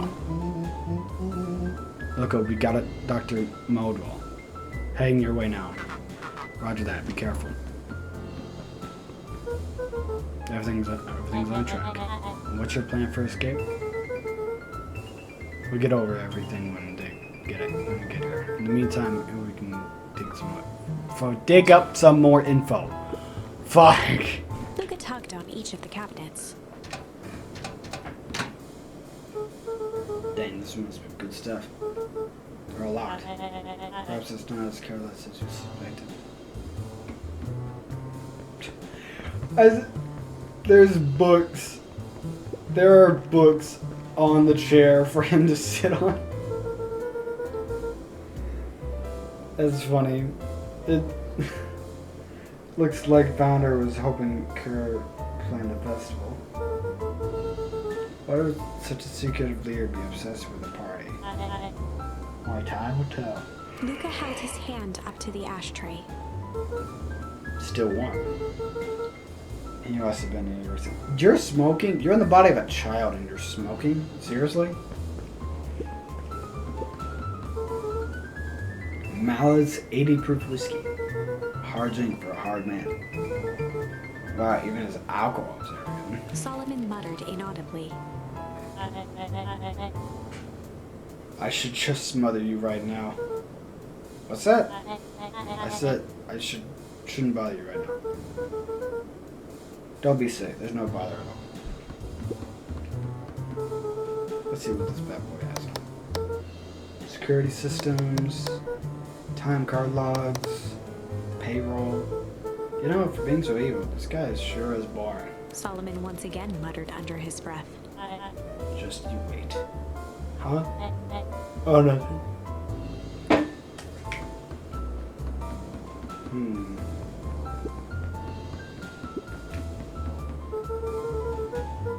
We sidetracked you into business. You didn't worry about me. Well, I feel bad either way. Gonna get you out of here this time. With a subtle, quivering lip, a smile crawled across Solomon's face. They heard the trampling of frantic footsteps from the hallway. Lock it, lock it, lock it, lock it! Locked. That was close. When we left Nellie's office, it was swarming with clipboards. We barely got away. Did they follow you? Rollo? Before we start tossing blame around, is it possible someone ordered a pizza? We'd love to hear your thoughts. Definitely not pizza. What now? Don't look at me. I'm officially retiring from the heisting business. So sorry for the inconvenience. We just have a few quick questions. Just let me think. Can someone watch through? Of course. Everyone else huddle up. Oops. I don't think this locator has gone on long enough. Solomon, no! Hush now, child. The adults are speaking. Dr. Moto, a brief reintroduction is in order. We've never met in person, but we have corresponded. You see, it was I who wired you. Solomon, the pathetic orphan child. The most powerful and enigmatic fountain. Sharper, the fallen progenitor who created this town. Perennial harvest, Valentine fertilizer, all connected by a single thread. Yours truly. But that's... Her eyes searched the floor in thought. Solomon watched eagerly, waiting for the flicker of epiphany. With a sickened look, she peered into his soul. Yes, now you got it. You discovered how to reverse the process. Solomon clapped with genuine delight.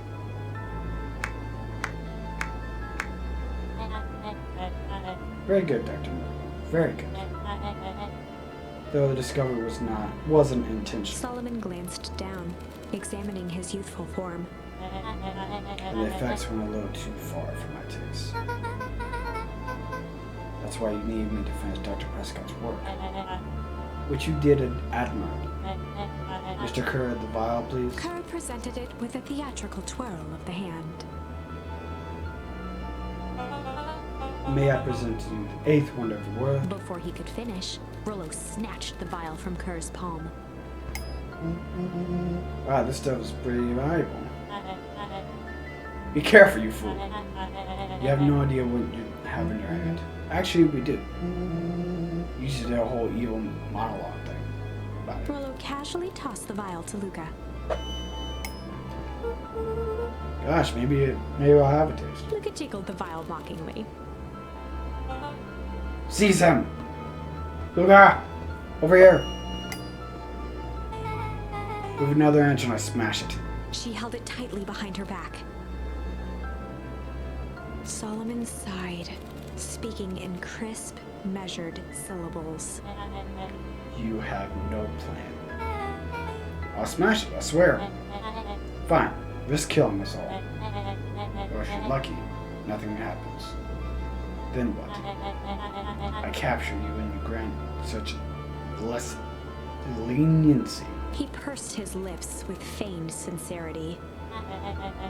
But I give you my word, if you hand it over now, none of you will be harmed. A deep uncertainty washed over Beck. You're a smart girl, Beck. There's no shame in being outwitted by someone smarter than you.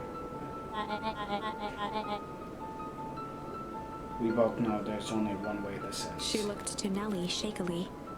With a dispirited nod, Nellie sighed in defeat. Beck slowly approached Solomon. That's a good girl. Beck, don't do it. You can't trust this jerk. I'm sorry, he's right. With apprehension, Beck conceded. Solomon pocketed the vial and brushed off his shoulder with a sharp flick.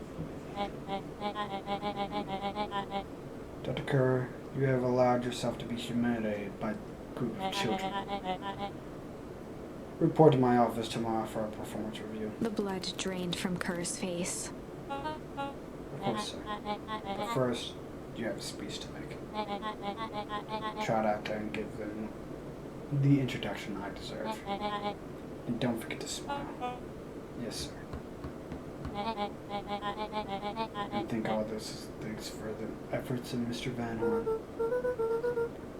How is this all because of me? I said Mr. Van Horn, silly child. Dr. Walton Van Horn. Your father was truly a thorn in my side. I offered him an opportunity to be a part of something great. But the fool was blinded by righteousness. He even broke into my laboratory and attempted to sabotage my work. Solomon shook his head with gratification. But the universe has funny ways of correcting itself. Correcting course. Be meddling with a force he didn't understand. The world showed me its true potential. As fate would have it, Luka, your father's dying act was to grant me eternal A life. muffled applause resonated faintly through the walls. Oh, that's my cue. Absent festivities my subsequent ascension, I will return to deal with you all. Until then, I suggest you time to reflect on the magnitude of your failure. You three keep post outside the door.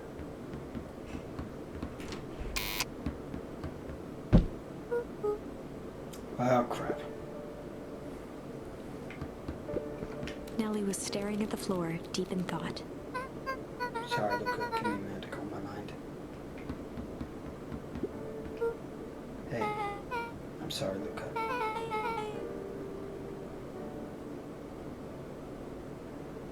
I did what I had to do. I know it's just... we were so close. I get the feeling that eventually someone will get what's coming to him. Time wounds, all heals. Well, time seems like a less of an issue for him now. Time wounds all heals? I can't believe Beck sold us out like that. I'm not sure she had any other choice. So what now? What's the plan? I don't have it. Of course you do. You always have a plan. Roll. You just need some time. Roll, it's over. Lost. Look, there's something you should know. After Mr. Kerr locked me in my office, I had nothing but time and curiosity. Poked around a bit, hoping to find a means of escape, but I found something else. A note hidden in a false drawer. What sort of note? Dr. Prescott must have sensed his time of perennial harvest was growing short, so he left behind a letter in the hope it would be found by his successor. It was a confession of sorts. He left it for me, but its contents, Luka, I think they were meant for you. Why? What did it say? It was about an incident with your mother. Dr. Prescott found her in this lab with a stolen keycard. There was an accident. She had been exposed to extreme amounts of temperature. The color dropped from Luka's face. Did she? She survived. Doctors tried to help her recover. He no longer trusted perennial harvest, so he kept her right about the secret. Over time, your mother led him to rediscover the purpose of scientific discovery. Science is often at the vanguard of change, but that doesn't mean it's always right. He realized that no one should have control over something as powerful as time itself. I now believe that's why he began to intentionally sabotage his own work, and it cost him his life. That's a reasonable conclusion. Luka was overwhelmed with emotion. But if she's alive, where has she been? Where is she now? A sudden explosion sounded from the hull.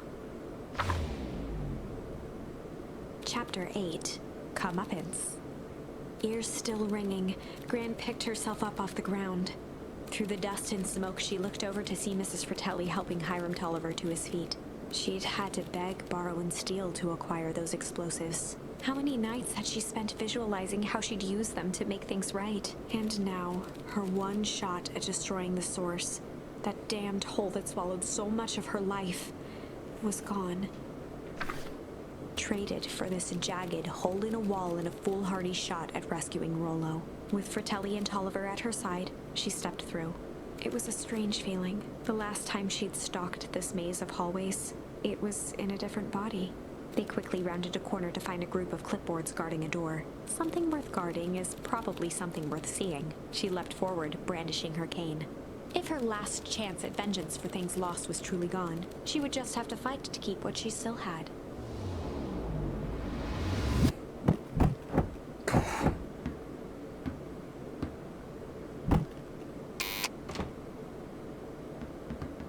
Hey! Grant! What are you doing here? Luka! What are you doing here? We're here to save Nellie. We're here to save Rollo. Hey, Miss Lucas Grant. Mrs. Lucas Gran. That's an awful nice of you.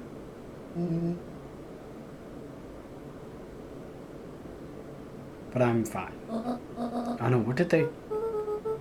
Gran, there's no time to sing. We have to go now. Come on, everyone. We've got a party crashing. They made their way out from deep within Perennial Harvest, just as Solomon finished up his speech.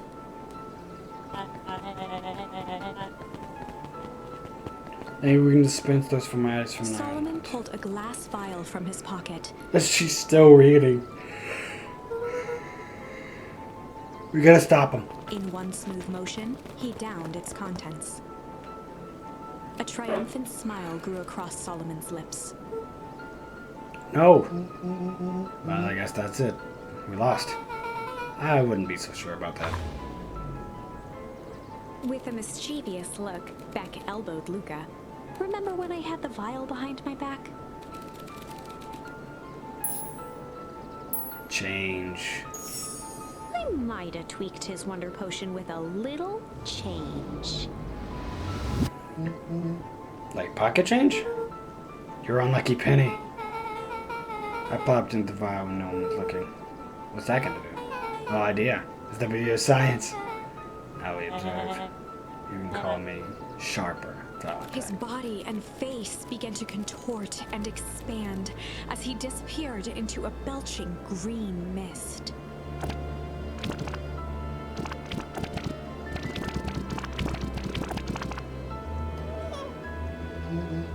Holy crap, he's a baby. But he's still Sharper. It was what he was no longer matters. This is an innocent child. I apologize for all the harm my father has caused. Eris awkwardly cradled the squirming child. She looked to her brother, her voice shaking with uncertainty. Augustus, what do we? We do that what Valentines always do. You must be done. Our home crib for father, or young Sharper. That should be a great help, thank you. She looked back down at the infant with equal parts kindness and terror in her eyes. With a shake of her head, Eris addressed the crowd with a stern scowl. Okay, everyone, show's over. You may leave now. Epilogue. Beacon Pine's coldest summer on record came and went without much fanfare. Folks shared what they had, and none were left wanting. The new school year was ushered in by the falling leaves of autumn. After everything Luka, Rollo, and Beck had been through, middle school was bearable. The chill of winter didn't seem to bother people much. They kindled a hope for a better future in their hearts. When spring arrived, farmers planted their crops with a sense of joy and optimism. And as the dawn of the first day of summer came again, its light slowly spread through the shallow valley. It crept over the town square, across the river, past the neglected welcome sign, and came to rest on a young boy sleeping at dawn, his mind at peace, knowing he is here for a reason. Well, what about Rollo? He's still...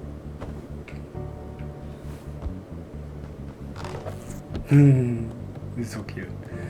He's still... Over time, Eleanor began moving Walt's old things out of the closet and into storage. Wait, so... He called her Eleanor this time. Well, I can't even go around. Mom, I'm ready to go now.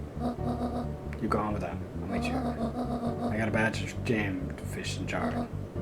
It's funny. I only started making jam as a way to send messages without anyone noticing. But now I enjoy it. Alright, I go say hi to Rollo first.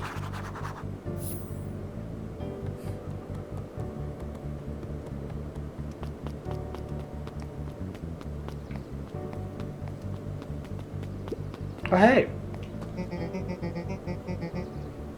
I hear you and Rolla have big plans for the treehouse. Yeah, it started getting crowded after we revoked the maximum capacity, one Rolla, one Luka rule. We decided to expand. But at least we're gonna got some help with that. How's the internship with Nelly and Alona's shop going? It's going great. I'm hoping it helps me get to the School of Agriculture upstate. Also, Nelly said she'd write a letter of recommendation, which would be huge. I just can't help but worry about leaving Rollo. He's grown up so fast, but he's still my little brother. Yeah, he had a heck of a growth spurt. I don't just mean grown, literally. This morning he was up fishes trying to buy you and have breakfast. Well, some of that might be his excitement about the treehouse renovations. Don't tell him this because I know I'll go too sad, but I'm really bad little punk. I'm sure he feels the same way, but he's just too dang proud to tell you. I know. You're planting trees.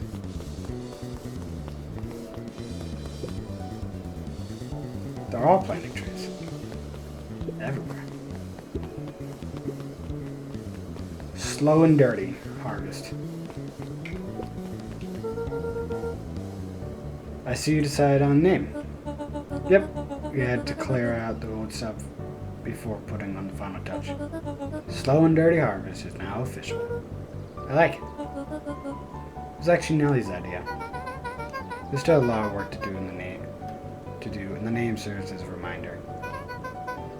Just because progress is important doesn't mean change should happen fast.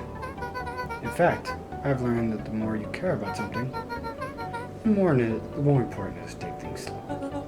Our motto is go slow and fix things. Amen to that. Aww. Oh, right. I always forget where the treehouse is.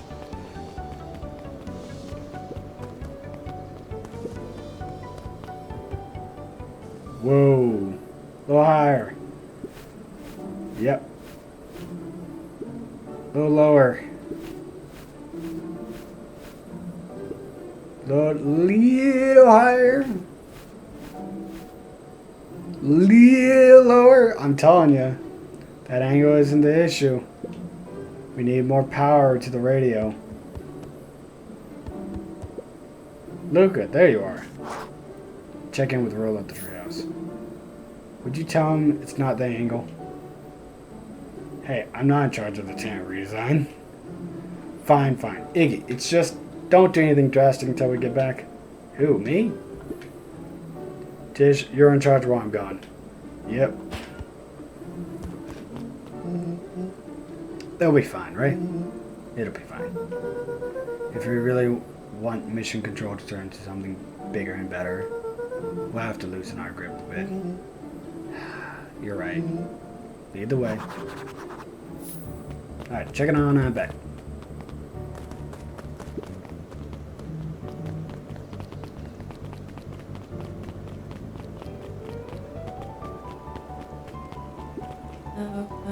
Mr. Young Van Horn? How's little Solomon, or Sharper, doing? Young Sharper seems to enjoy nature more than I. So we do a lot of strolling these days. Has he, attempted to crawl out of his crib and plot world domination? Yeah.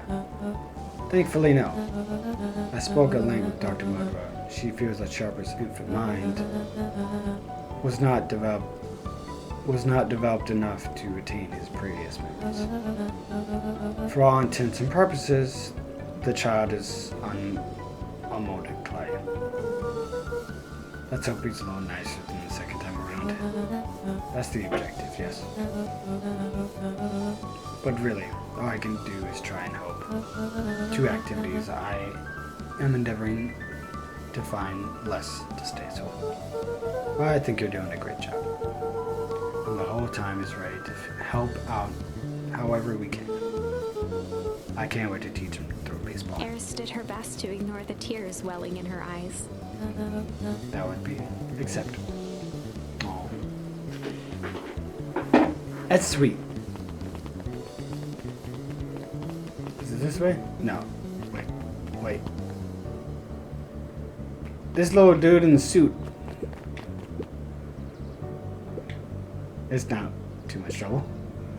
For the longest time, I didn't understand the appeal of ice cream.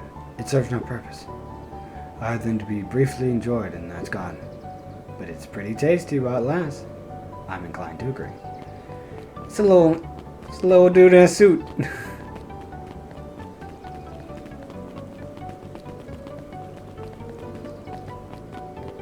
Oh my god. Oh, bunnies.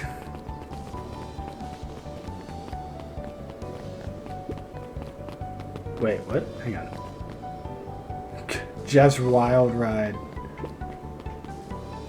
With perennial harvest gone, the transportation tubes were left unused. Come on. Come on, come on. No one's too big or too small for Jeff's Wild Ride. Well, maybe not completely unused. Just one piece of candy. The ride of your life. Who's next?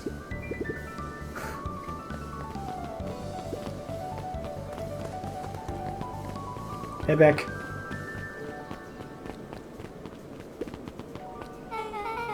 I have news I think you'll enjoy. This morning, I unpacked my last box. You're officially moved in?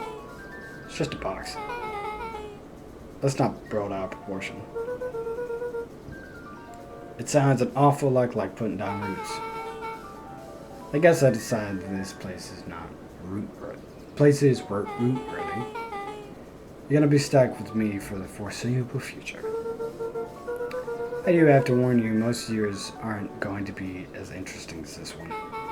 I think I'll manage. Alright, we're ready.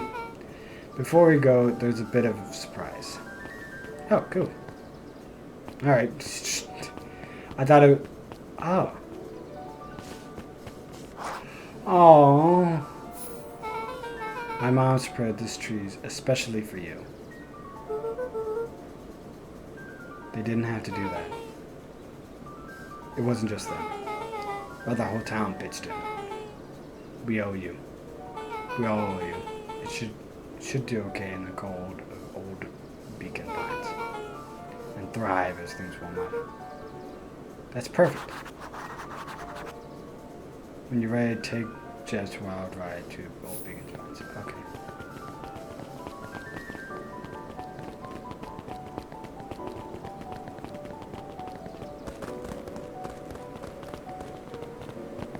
Actually, I'm curious. What's the...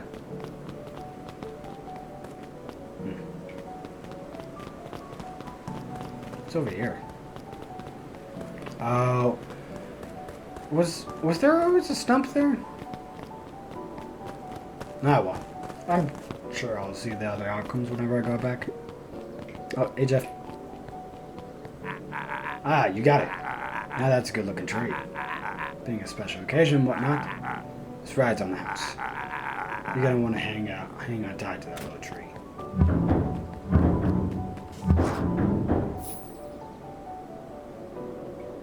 Oh. I think this is it. The end I've been waiting for. Honestly, I'd begun to lose hope of ever finding it. But then you came along. I don't know exactly how to thank you. It's hard to explain how much this means to me. It's funny, now that our time together is finally ending. I'm at a loss for words. Let's just watch the end together. Done. Good little tree. The best little tree. Thank you, children. This means a lot. Yeah, thanks for everything. Shucks, I'm gonna do what any super awesome best buddy would have done. We should probably give you two some time now. You good? Yeah, I am. It's been a while, dear. How are you feeling? Everyone keeps asking me that. I'm fine, really. Pa always says that only thing fitter than a fiddle is a cello. I feel like a dang cello. Well, if you ever start feeling like a cello, I'm here for you. I know. You don't have to even say it. You two make an awesome pair. Excuse me? We're a trio now. Yep. Thanks. There's just one thing missing. Now that you're a part of our group. Missing? Let me tell you a little story named Hank Atomic. About a man named Hank Atomic. Oh god. It won't be long. We'll be waiting for you back at the phone booth. I found the perfect way to start our summer. You've got some good friends. I'm proud of you. Your father would be proud. I know. Mom, can I ask you a question? Do you ever dream about Dad? Not a night goes by that I don't. You ever afraid that you're going to forget him? Forget what he looked like? Forget his voice? No. Because so much of him lives on in you. He loved that old tree, but I know he would have loved this one more. Because his two favorite people planned it. I'll give you two a moment.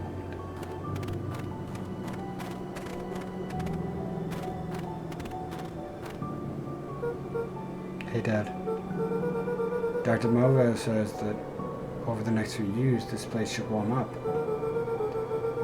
So you won't have to be so cold for much longer. I think I finally understand why you left that night. There were things you believed in. Big things. Beliefs were the little things that made you you. If you wouldn't have stood up to Sharper or stood for what you believed in, you wouldn't have been the same person anymore. You had to go. But that didn't mean you loved us any less.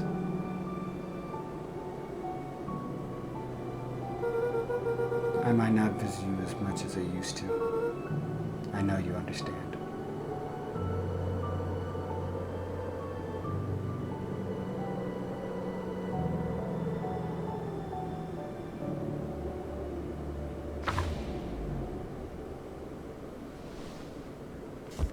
Oh.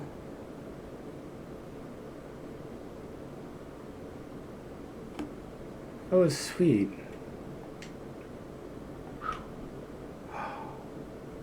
Close the book. Aww. That was such a nice game.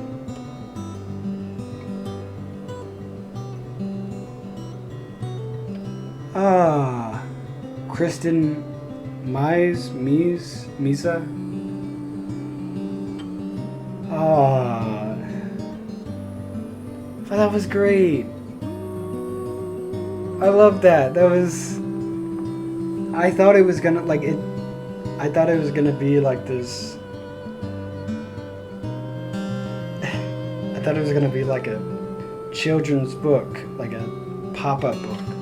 And it had a lot of those qualities, but the whole branching paths and story, and you had charms and the words that you learned. I thought that was gonna be for puzzles. I love this. This was so sweet and endearing, and very interesting too. If someone told me that there was gonna be a story about it was told in storybook fashion, literally you going through pages and chapters, using words to get by, and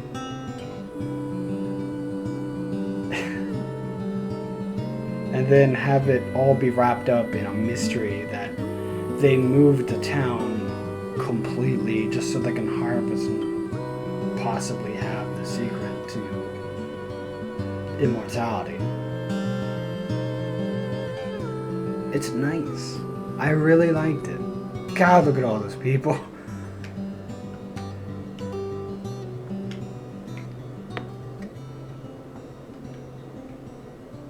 It was a really nice game.